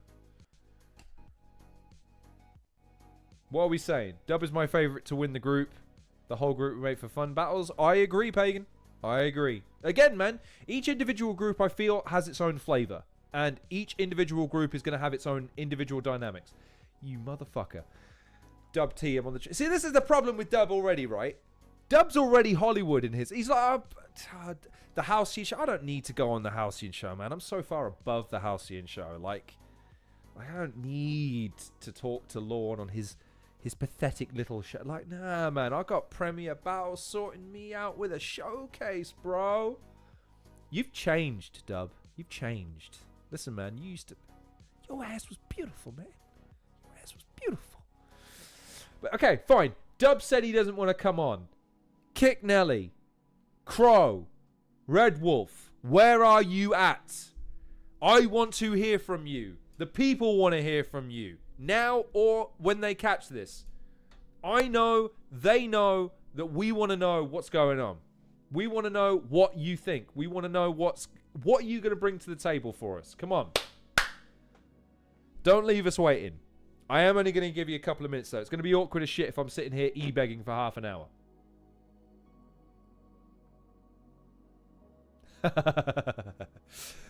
And listen, he's allowed to dream, Pagan. He's allowed to dream. Like we all are. Listen, man. If I ever dream about battling, you better believe I'm dreaming of 3-0 someone. That's all I'm saying, man. There you go. That was too many E numbers. Right, cool. In that case, I think I'm following you, sir. So if you want, just because... Right, what you have to understand... sir, is I can't get away with a Freudian slip. I can't post a Zoom meeting link publicly because there's some motherfuckers that go and jump on this shit. So yeah, let me DM me and I'll fire the Zoom link across. The same goes again. Crow, if you're still about with us. Red Wolf, if you're still about with us. Come on. People don't give a fuck what I think and say and all the rest of that sort of stuff. They want to hear from you. This is the moment I want you guys to take the reins. Okay. Listen, Rick Charles was giving his battle rap promo through Salford while 9-2 was yelling at him. Right? You can't give me this while I'm on a train. What am I supposed to do? Cut a promo and let the people on the train know that they were there when Dubtee made his declaration. So in 6 months' time, when the Premier Battles tournament blows up and it's got 100 million billion subscribers and all the views, they can say, oh man, I was actually on the train when Dubtee cut his famous promo on everybody else in the tournament. Oh gosh golly, tell me more, Grandad. This is in 50 years, by the way, when Dubtee turns 21. Come on! I'm on the train. Fucking, I'm on the train.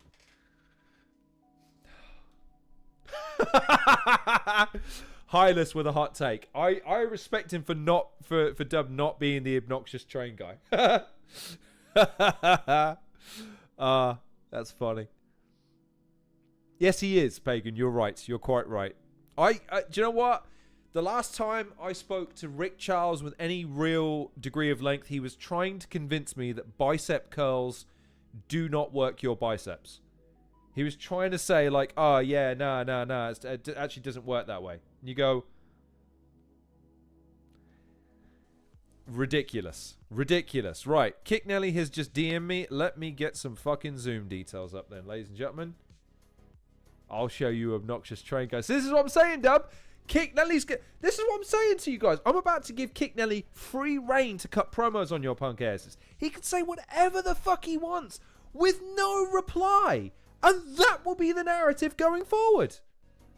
There's nothing you can do, Dub. Nothing. Nothing. Right. God, I hope this works. Then a yuppie shouting down his phone. Are you going to take that, Dub? He's called you a yuppie. A yuppie. That's a word I've not heard in modern context in a while, son. Right. Let's go. Copy. There you go. Let's paste that in. If you're watching, Mr. Nelly, you won't see me because my camera is currently in operation for YouTube, but you will hopefully hear me. So, and it's the link at the top. The meeting ID and the passcode is there. So that should be all good for you. I imagine Crow and Red Wolf have since gone about their business. So I don't imagine we're hearing from them. And of course, Dubtee is making up some bullshit excuse why he's big leaguing me. He's big leaguing me now. You know what I mean? Like I basically started Dubtee in battle rap, right? I was the guy that brought him on here, set him up, showcased him for 3 hours. 3 hours I had Dubtee on, and now that he's this big shot, I can't get 5 fucking minutes with him. 5 fucking minutes. That's all I would have wanted. But no. Can't get it. Right. Let's start the new meeting. And then Mr. Kick Nelly will be joining us in a moment. Once he has signed in, logged in, all that good jazz. And now I've got to move this over. Pain in the fucking ass. Right, move that over. Go away. Go over there. There you go. I don't need the camera. I don't need the camera. Go away, Zoom. No one cares. This is the kind of premium quality that you guys are here for, right?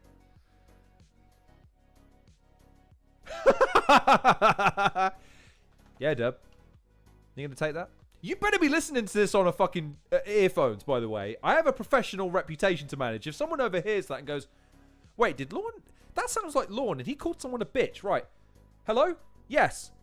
One of your employees was calling someone a bitch on a train the other day. You better sort that out. Click. Dub, you better have your goddamn earphones in. Or just turn to the person and say, I apologize profusely. I didn't mean to call someone a bitch on the National Railway Service. Please. Can you hear me? Can you still hear me over the sound of me backpedaling? Hylas, that's a great... Right. It will happen sooner or later. The trouble is, Dubtee has a schedule, P has a schedule, I have a schedule, and no, we don't live in the same areas. It's really hard getting all 3 people in the same motherfucking room at the same motherfucking time. It's hard. It's hard. One of these days, I promise you, we will get it over the line. One of these days. I promise. Right. Okay, Kick Nelly needs a minute. He'll be on when he's on. So, yeah. Till then, I'm with Dub. Bring back the botch. Make it happen, cowards. Oh, wait, it's me. Fuck. Okay.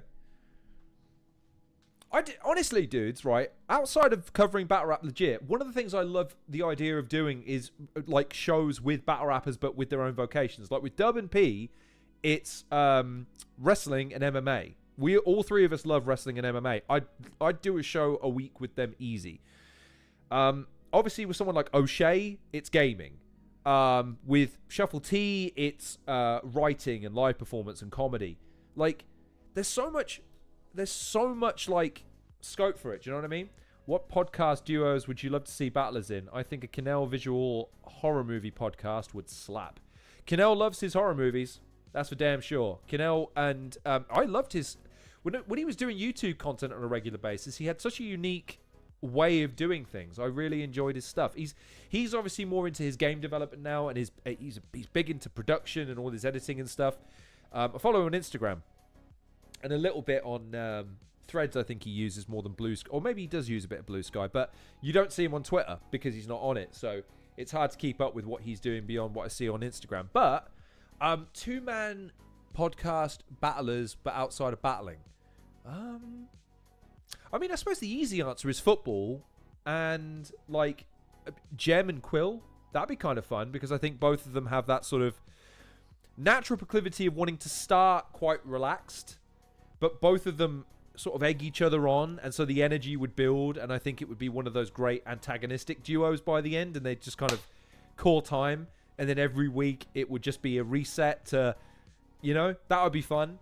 But it depends, though. Like, what's everyone into? Like, are there any battlers that I'm just missing that are just, like, super into something? Like, super into movies, because obviously you got Marlo. Marlo's a director and he's a big movie buff.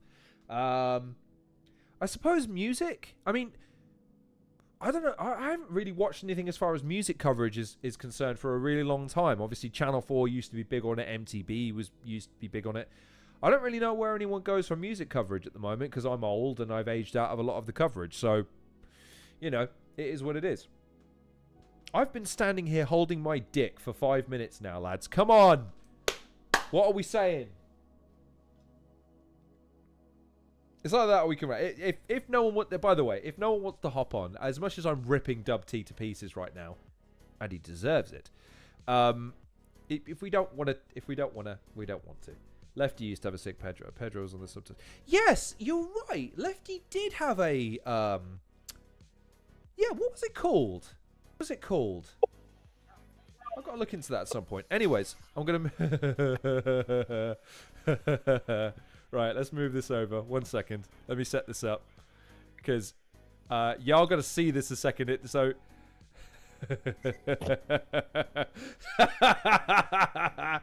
Right, ready? Ready? Are you ready for this? All right. There you go.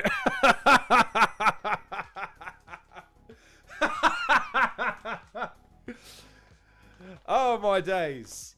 It is a man fresh out of fucks to give. My friend and yours, Kick Nelly, joins us. How are you doing, sir?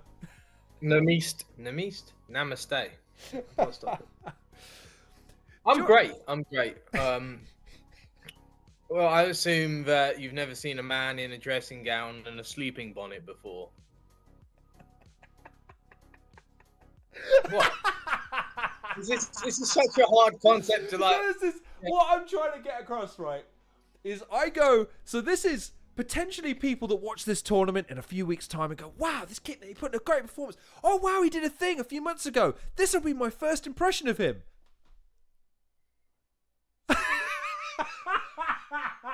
Person who has a great sense in evening wear. Oh my days. A man who condones himself within the walls of his own abode to the nth degree. Quite, yes. A man who makes himself as comfortable as is humanly. And he's eating an apple as well. Completely nonchalant. Again, zero fucks to give, ladies and gentlemen. And I'm ashamed to say this is not his first appearance on this channel, albeit the first time you've ever seen him appear. Because we have an interview, and I'm still trying to fucking figure out how to edit it so it works, because he gave a great interview, but it was the fucking internet that let us down back when mine was shit. Like, fucking dreadful. And now, look, he's live! And he's in full colour and everything. It's great. So anyways, you've got a tournament coming up. People want to hear what you have to think about it. Sorry. I never speak with my mouth full, unlike my other three opponents who.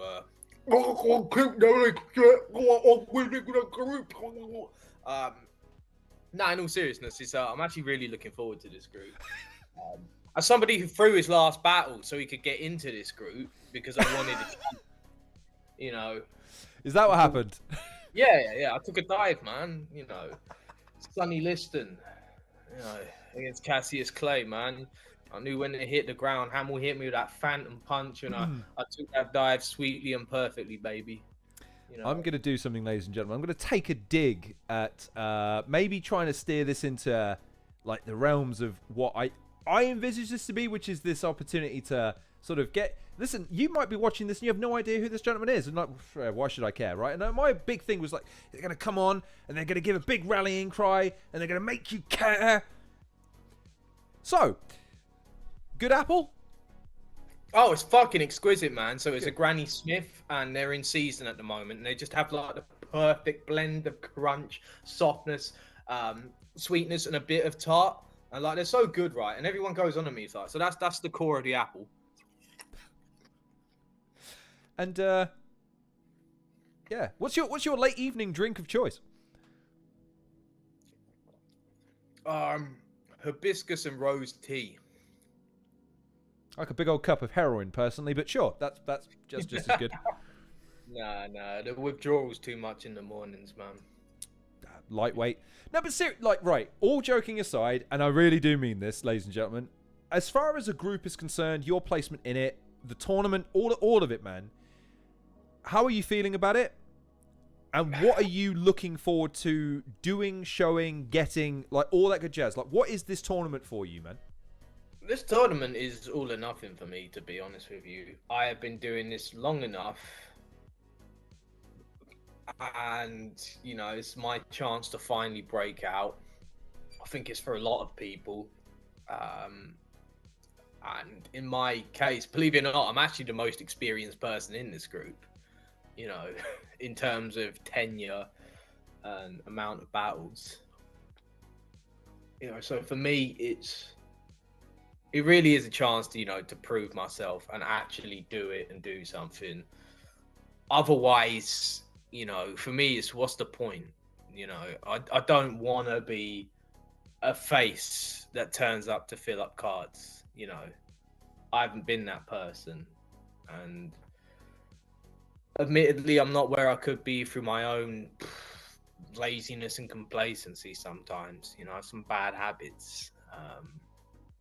And sometimes I don't get the most inspiring of opponents, and I don't do it, but I've got no excuse here. You know, I've got 3 battlers who, if I were offered on a card of their own merit, I'd accept each one, you know. So for me, it's a genuine chance. I'm treating this like the way Bizzo Bond approached Anarchy in 2020. If you've ever spoke to him about it, he's like, look, this is it, you know. So it's the same thing for me. Well, I know he looked at it like, no one's expecting me to do anything other than what they've already seen. And he looked at it as an opportunity, right, I'm going to give them something they've never seen from me before. And what I know I know that he always had this in him because he told me so, and he's obviously realized it. But for you, I think the interesting thing is the fact that there's groups. It's not just a case of, well, we beat a guy, move on. But you now have 3 guys that you know you're facing. Of course, that's if Dubtee can be bothered to turn up and he just big leagues everybody. That serves you right for going on a train, Dub. Next time, go by cab and take the call like a man. Anyways, my point is, you know who your 3 opponents are. You know how you stack up against them in the perception of the fans and in your own estimation, and you have the opportunity to go, fuck that noise. I'm going to do this for this, this for this, and this for this, or whatever, man. You can do kind of whatever. You can chart your own course. How do you look at it? How do you look at your group? How do you look at your placement in it? Well, like I said, I think it's a good group, and a lot of us, everyone in the group has their own challenge that they offer other people. In terms of that, I think it's interesting in many ways because it's very, and they've done a lot of the groups this way. They've tailored the groups to be very even. I don't think there's a lot of it in between us. I know people want to bag on Red Wolf and shit, and some people bag on Dubtee, some people bag on me, and I think we're all equally talented. Crow's the overwhelming favorite on paper, but I think with this group, anyone can beat anyone on a given day. I also look at you guys as all having that little something to, like you say, all of you have got a bit of a track record, a bit of history, but all of you sort of still have that little chip on your shoulder to say, yeah, but these little things that keep. Do you know what? Fuck this. I'm attack this. You know what I mean? All of you seem to have that same energy, to me at least. I look at all of you as having that same, just that little extra to get over the edge of that. You know what I mean? Well, or am I missing that? There's definitely that. I think out of all of us, I think all four of us are our own biggest fans. Red Wolf, Crow, Wallace Turner, myself. We all back ourselves more than anybody else. And I think this is sometimes why people maybe, want to throw shit at us. I mean, especially Red Wolf, he probably gets it the worst out of all of us, because he has that level of self-belief. And I think this is a group, I know Crow quite well. I speak to Red Wolf and Dub peripherally.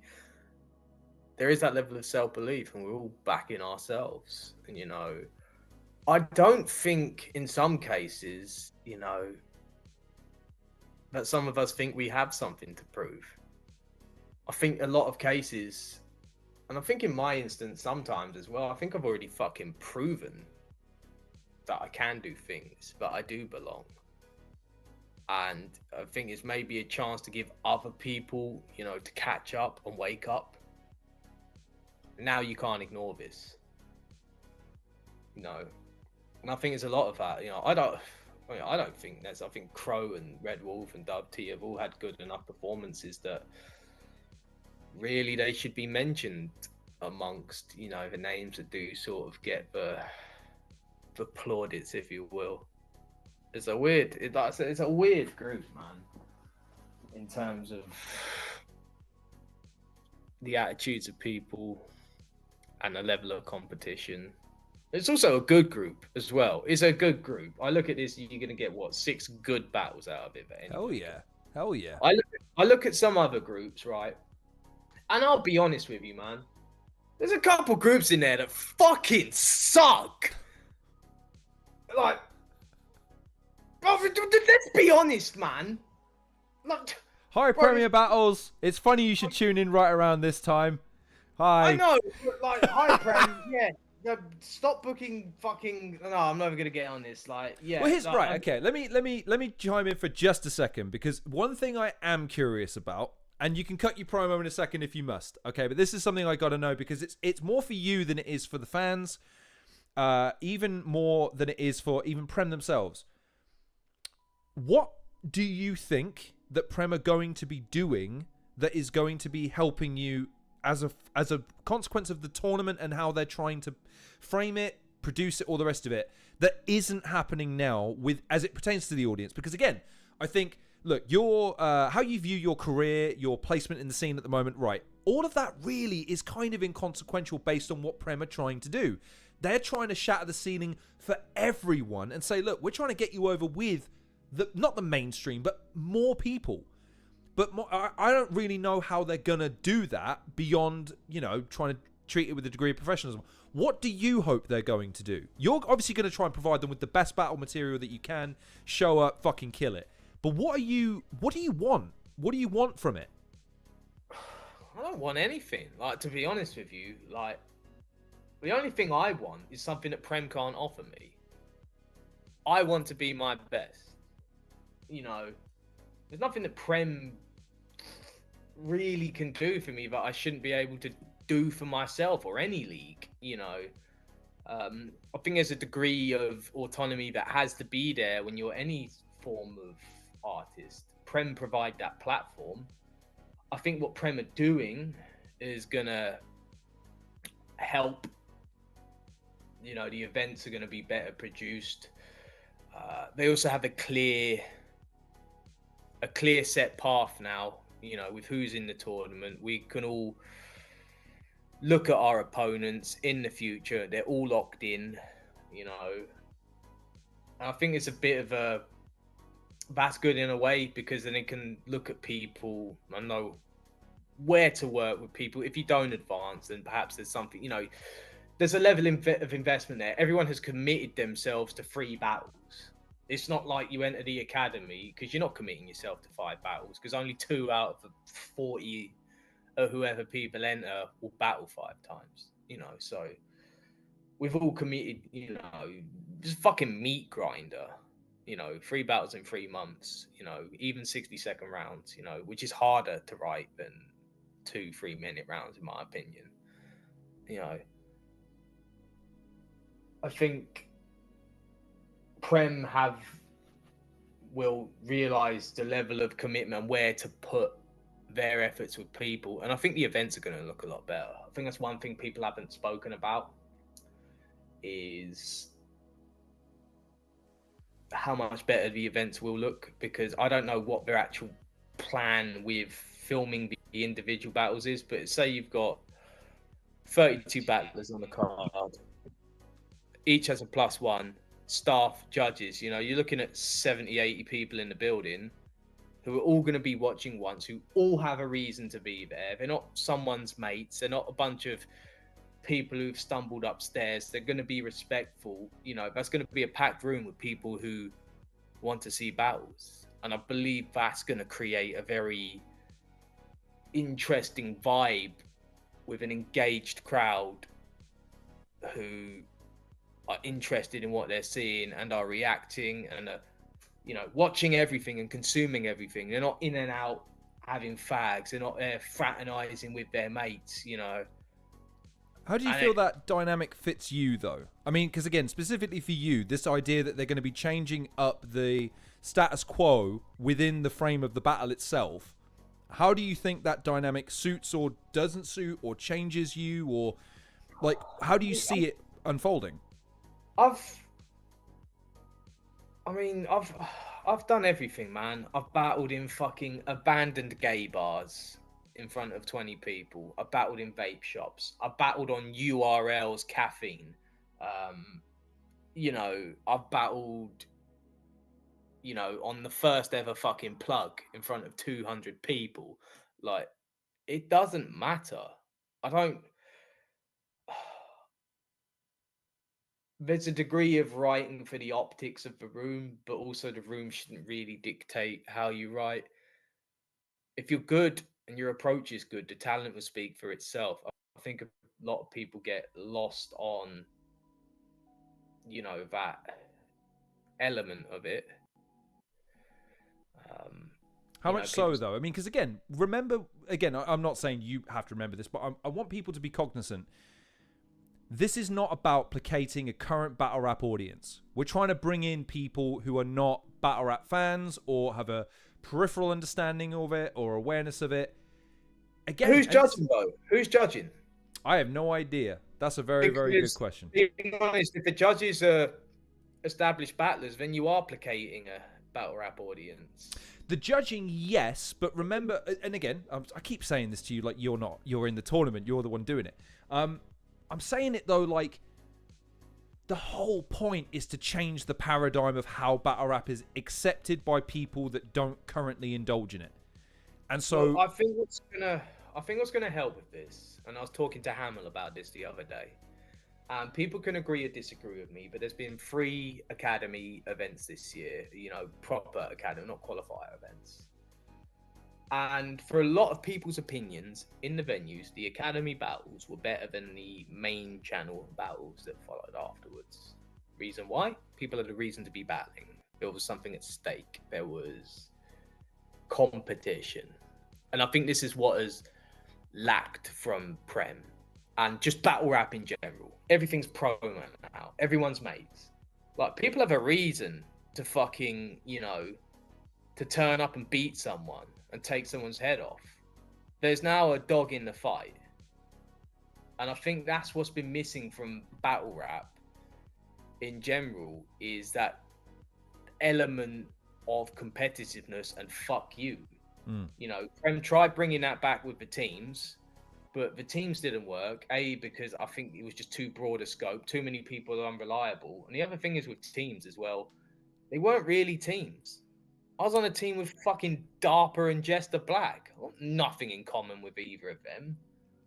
You know, it was an attempt. It was an attempt at a gimmick for sure. For sure. No, I get it, and like it worked the first time round, but as battlers, we're individuals.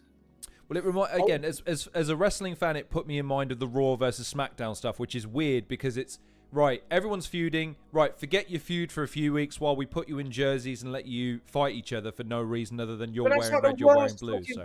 The only time that ever worked was in 05 when it was new, and then they started doing it every year at bragging rights, and it felt forced and boring. You know, like, fuck me. If you want to bring up a wrestling analogy, I'm watching a fucking G1 climax right now. That's fucking brilliant because you're invested in every single fucking person's story. Right.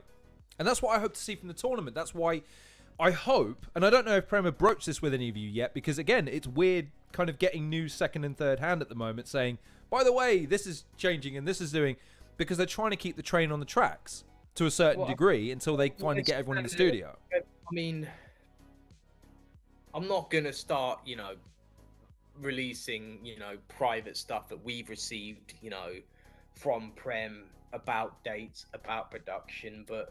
No, but that's why I'm curious how you feel. I'm curious, like, knowing what you know, you look at it now as, right, what's different between just doing another live event? What's better about just doing another live event in your mind? Without, I mean, again, I'm not asking you to disclose details, but for fans like me who are just kind of curious to see what all the commotion's going to be about, give us a reason not to just go...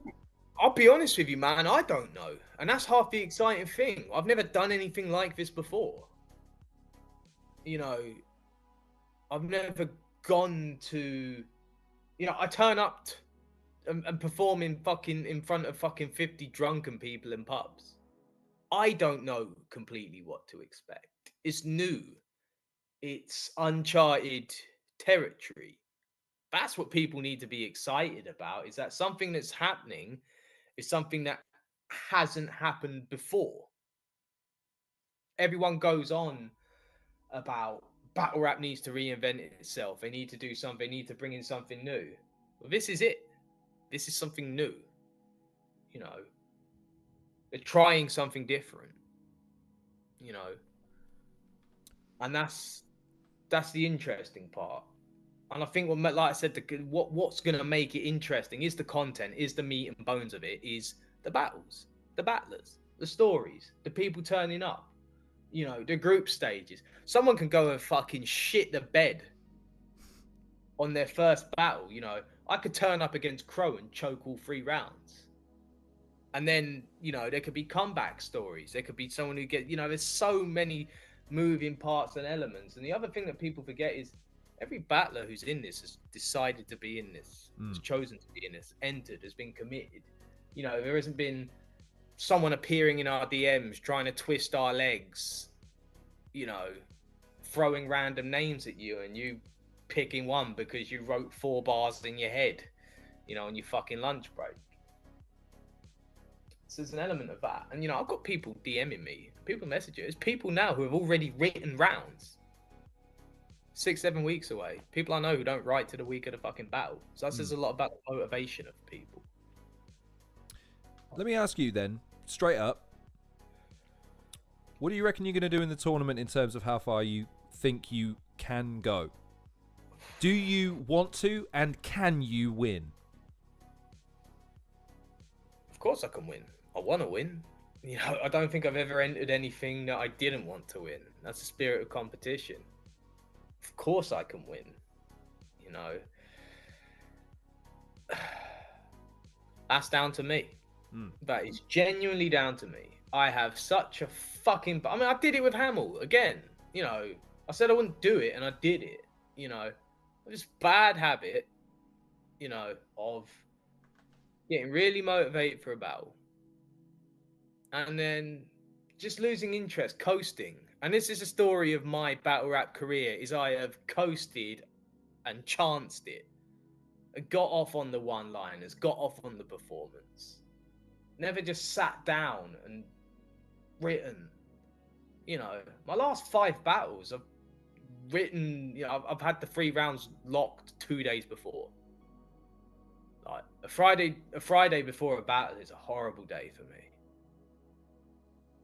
Like, if I could get out of that habit and instill some discipline within myself within battling, I think I can go very far. I think that applies for probably half a tournament, you know. I think a lot of people in this have the capability to win. And there's maybe people that I'm writing off that, you know, may do it, you know. 4 years ago, nobody thought Bizzo Bond was going to win Anarchy. No one thought Kingsley Thunder was going to win the Academy in 2022.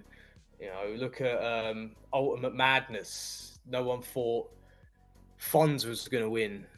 No one thought Holmesy was going to win. No one thought Saint LA was going to win the Grand Prix. That's one thing I'll say now. My one prediction is the winner won't be who you think it is. The winner will be left field. Let me ask you then, final question.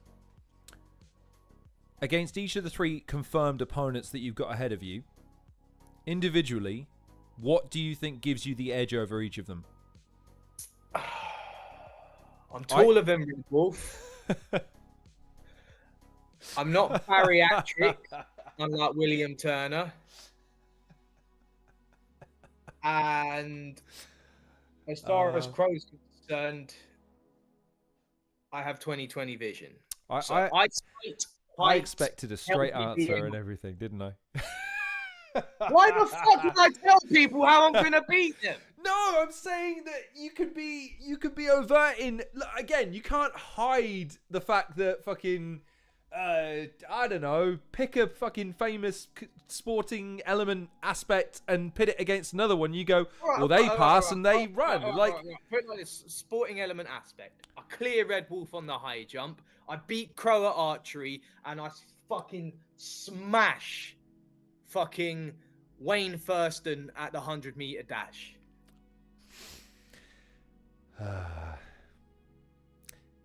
Since okay, let me go straight professional journalist. Remember, I'm the fucking journalist of battle rap here. Seriously though, okay, do you anticipate you win your group? Currently, no. Maniacal laugh though, I like there. The dismount was a bit shaky, but I thought of course. Currently, no. I mean, if I get some rounds written, then yeah, maybe I do. You know, but do I want to win my group? This is the other thing. That's a good question. I'm glad you asked. Yeah, like, I'll be honest with you, like, who do we get? Bowski, Gas Buff, Slester, who's the last person in that group? Oh, fuck me. I do have this. For fuck's sake. I'm going to have to put it on my phone the next time I do one of these, because I have all of the fucking slots and everything on my... What if one of us is 2-0 up? What if there's a bracket, and there's an easier bracket if you're a runner-up? And you know, but all you got to do is lose a couple rounds in your last battle when you got 2 30s behind you. Who's saying some people aren't thinking about that? Playing the long game. Maybe. But then you've got to deal with the consequences of that as well. You know, it's a give and a trade. You know, what if I beat Crow and Dubtee and then I decide to take a dive against Red Wolf because it's an easier route to the final? I'm sensing a theme with this interview, because it's turned into an interview. Anarchy, ladies and gentlemen. This is what this man is going to bring to the tournament. He's going to come in and go, oh, these are all your rules, huh? Be a shame if someone were to bend them and just fucking... He's going to have fun with this, I can tell. You're going to rock up and go, so what's the plan? Fuck your plan. I'm going to do my own thing. No, I think Prem are, especially on people like me who take massive liberties. I think my leverage and wiggle room has been greatly reduced in this. So, I was on my best behaviour Saturday. I stayed within the confines of the time limit. So, Last question, super duper last question. Assuming that people watch this and go, fucking hell, this guy, I've got to support him wherever he goes. Where can people support you, follow you, and where can people get behind you as you ramp up for your imminent victory in the Premier Battles Where Winning Matters tournament? Kick_Nelly95 on all social media. I am on that. Yeah, so Instagram. You're on the old Blue Sky as well, aren't you? Blue Sky. No, I'm not. Jesus Sandwich on Reddit. If you want to follow me on there. I just talk about health and safety management systems on there. It's nothing interesting and a bit of New Japan Wrestling. I am on MySpace. I've got Bebo. I'm on Friendzone. I'm on all of them, man. I want to thank you. Also, if you need any construction work doing, just follow Nicholas Kelly Carpentry, Cambridge. We do Cambridge and surrounding areas. And if your company needs advice with risk assessments, internal or external audits, health and safety management systems, GK safety, keeping you in safe hands, I'm available for those services. I want to thank you for taking the time to join us this evening. It's been a pleasure. Fucking stand. Right, I'm gonna let you go back to your. Oh man, I can't. I don't have anything witty to say. Right. The bonnet is because I have curly hair, and curly hair is prone to knotting and dreadlocking. I have a child that has a similar issue. Yes. Yeah. It's great. It's fucking great. Settle something for me though, because I'll clip most of this and just show her this bit. You wear it over your ears, not in the nape between your lobe and the head, right? Do you know how much fucking hair I have? I'm just saying, she won't believe me when I said if you put it over the ear, it's more comfortable than if you tuck it in, because then it digs into your ears. But I look like fucking Henry VIII if I do this. So that's what I mean. Yeah. Right, so there you go. You've at least settled an argument for me with an 8-year-old, so I appreciate that, as always. That's good. I appreciate you, brother. All right, no worries, man. All right, that was... Ladies and gentlemen, that was... I tell you what, this is awkward. Normally, I'd say goodbye to my guest off camera, but because we're live, I'm going to have to say goodbye and then cut you off. I'll also let you know, by the way, Red Wolf did say he was going to appear. He has 4% on his phone. So that's two, ladies and gentlemen, 2 people that are making up some excuses not to come on the hardest hitting show in battle rap. Okay. But none of these people own laptops. Like, I swear to God, they're adults here. Dubtee's on a train right now at 9 o'clock at night, apparently, because he has a board meeting to attend, I suppose. And Red Wolf has spent most of his time on his phone, I don't know, watching this stream. In which case, you're forgiven, Red Wolf. If you burned your phone watching this stream, cool. I'm just saying, though, next time, charge your goddamn phone and come on the goddamn show. This man found time to get in costume and appear on camera, for God's sake. This is how I dress. This is not a costume. I really wish it was. There was a look of resignation right at the end that let me know. Facts. It's a fancy dress. Dressed as whole. That's hilarious. Right, dude. We'll catch up soon, I promise you. You take good care. And also, thanks for tuning into the stream itself, man. I appreciate you. No worries, man. That's all good. Right. Thank you for doing this. It's nice to see media covering battle rappers and not covering themselves. I'll say no more. That is Kick Nelly, ladies and gentlemen. That is a man who is, again, like I said, fresh out of fucks to give, and gave the interview that, in hindsight, I can't be surprised about. I have got no skill in keeping interviews on the rails, do I? I got nothing for you. Anyways, I missed a bunch of comments while we were talking to Kick Nelly. All joking aside, by the way, Dubtee, I appreciate that I've caught you at a bad time. I apologize. And also to Red Wolf as well, I apologize. To Crow, sorry. Again, I'm planning on doing these weekly, by the way, so I'll have a full week to make sure any battler that I'm due to cover has got plenty of notice so that they know to come on when we're doing this. So bear with me. Anyways, let's go back through the comments, and then we will wrap, because we've been going for nearly 3.5 hours, and the evening is waning on. So, Kick had a very good run on Membars last couple of years. Shame events aren't happening anymore. Kick is living his best life right now. Wolf scribbling down bars and echoes as we speak. It's the Glass Ceiling Smasher group. Dubtee, Wilberforce. Oh wow, how do you pronounce that? Trembue? To you, mate. I feel like the something to prove thing is relatively new. Back in the Don't Flop battle, you lost 3 battles in a row and got given Charlie clips. Our gen don't have that luxury. Well, again, Pagan, half of this is to try and clean the slate. Get people back on board, you know what I mean?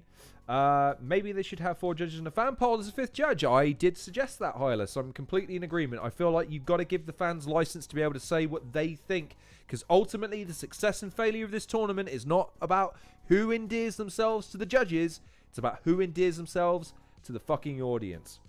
And I've got no doubt, by the way, that Prem are going to work hard to do that. But still. Red and blue shirts were so fucking bad. Everyone... Yeah, Hylas, they did. It's a terrible idea in terms of wrestling, but it was a Vinnie Mac thing, so he was convinced it was good. Let's go. Prem have said that they'll do a fair bit of promo with each individual battler, which is cool. I agree. I am in total agreement. If they are smart and they use their treasure trove of content that is pre-recorded and highly produced to the maximum, they'll give themselves a shot. So I hope that we are both right on that one. And they said that, but that's fine. And again, to preface, by the way, any battle that appears on the show, I'm not asking you to betray confidences. If you've been asked to withhold information, to avoid disseminating information, I'm not asking you to do that. I care about what you think and what you want, okay? I want to hear... It's because everyone else does too. Everyone wants the inside track on what you're actually thinking and feeling going into the tournament. It's all well and good me and other fans commenting and speculating. Want to hear from you, and we want to see why we should care about this tournament and why you're in it and why we should want you to win. It's anyone's tournament to win because anyone can win. Give yourself the right opportunity now to put something on record to say, I deserve to win this fucking tournament. I'm gonna win it, and here's why. I want to hear from you. Let me know. I think the best example of that is UFC events that make you care about people. Yeah, the UFC Embedded series. I agree. I used to watch those all the time. Used to give me a great sense of endearment to the people that were going up to a card when I used to watch cards frequently. Yep, basically on the same path. I wonder if Bobby is really being out in. Imagine him against some of the guys in certain groups makes me chuckle. He might make a few people cry. Well, look, his incorporation and inclusion into the tournament certainly adds a wrinkle. There's no doubt about it. But again, the fact that battlers know who they're going to have gives them the opportunity to think, right, if I had to battle, in this case, if I had to battle Bobby Rex and I had to win, what do I have to do? You know what I mean? It's just that. This tournament gives them an opportunity to just look at the battle as a competition. What do I have to do to beat this guy? It's not necessarily about rocking a room or a viral moment necessarily. Part of it is the winning. Part of it is progressing. And the more you're in the tournament, the longer you're in the tournament, the more exposure you're going to get, the more people are going to rally behind you. So it's an interesting duck up because it goes 2 ways. Bobby is now looking at his fucking domain going, right, who's fucking next? It's a scary prospect. Scary prospect. Did I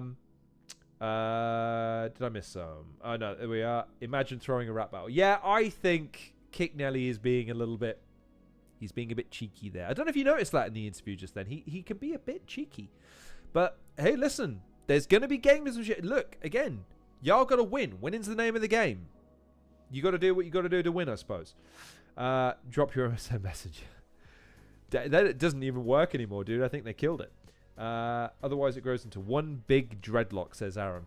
Yeah, as you can probably tell, I'm not one for really... I never grow my hair out longer than a couple of inches. And then it fucking... I will share with you, not that anyone cares, I will share with you, this was so close to just being gone. I fucked this up royally at the weekend. That's why it looks so shit. It's just a straight line all the way around. I tried to blend it. and then I put the thing down like halfway through, picked it up, and it was the one guard. I hadn't got to put a thing on it, and I just took a chunk out and went, oh, for fuck's sake. And just... So your pain is my pain, Aaron. And Hylas, you're really good at interviews, to be fair. You freestyle. I did, and again, I don't want to prepare these too much. I like the energy of just letting the battlers come on if they want to. If they don't want to, it's no big deal. We roll anyway. You know what I mean? So I want to showcase the battlers, every single one of them. I want to give everyone the same opportunity that they gave Kick Nelly there, and that Kick Nelly gave me by taking 20 minutes out of his day to come on. I was hoping to have Red Wolf on. I did, again, for clarity's sake, I did message him the details, but genuinely he's messaged me to say he's only on 4% battery, so he can't make it. That's absolutely fine. And Dubtee, look, Dubtee jumped into the chat. I appreciate him. Same with Crow. I would have loved to have had Crow on. I've been meaning to interview Crow at one point or another. We just haven't been able to get that over the line.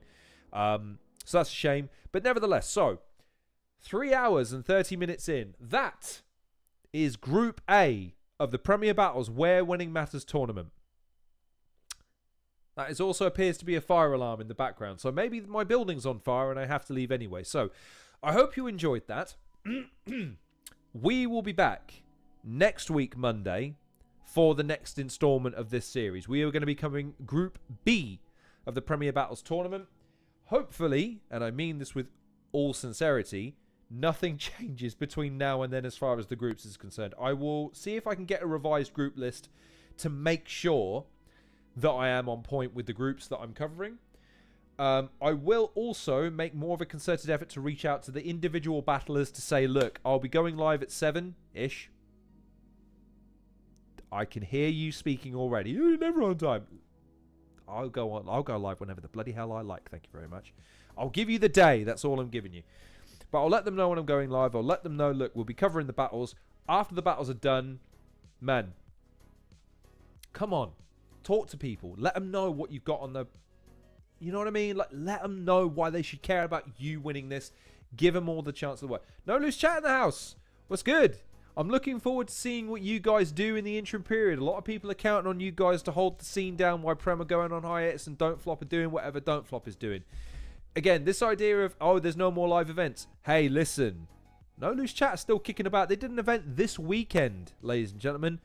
Don't sleep on No Loose Chat. They've got a pretty tasty roster, and they are not above putting together a hell of an event. So, No Loose Chat. None of this battle raps going on hiatus bullshit. No Loose Chat is still outside. Do you get me? Anyways. So, we'll be back next week. We'll do another one of these on Monday, where we'll cover Group B. Like I said, I will do the battles. Then we'll hopefully have a segment at the back end where people can have an opportunity to jump on, talk about their battles, talk about the groups.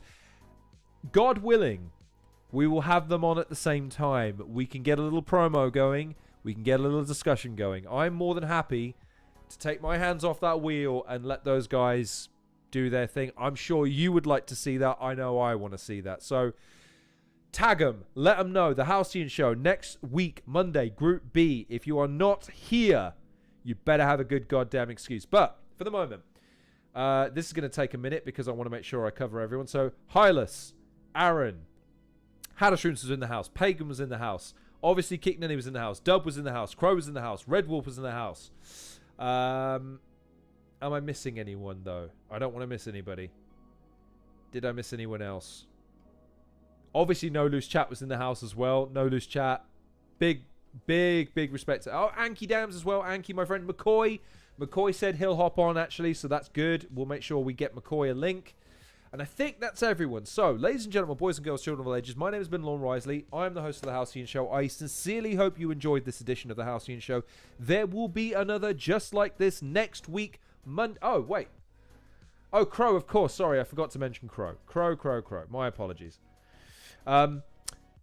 Same time, next week, 7 p.m, Monday, we do Group B of the Where Winning Matters Premier Battles Tournament. Like, share, and subscribe. If you liked this video, like it, share it, tag the battlers of the tournament, tell them they have to be on. We have to hear from them before the tournament goes live. This is the build-up to Where Winning Matters Premier Battles. I'm excited. and I'm sure you are too. So, let's wrap, ladies and gentlemen. Thank you to Kick Nelly as well for taking the time to pee on. Thank you to Red Wolf as well. I know he would have been on if he would have had a bit more charge in his battery. Thank you, every single one of you, for tuning in and taking the time. I appreciate you all as always. I hope you are taking exceedingly good care of yourselves. And rest assured, I will see you. Peace, Hylas. Peace to everyone else. I will see each and every one of you on the next edition of the Halcyon Show.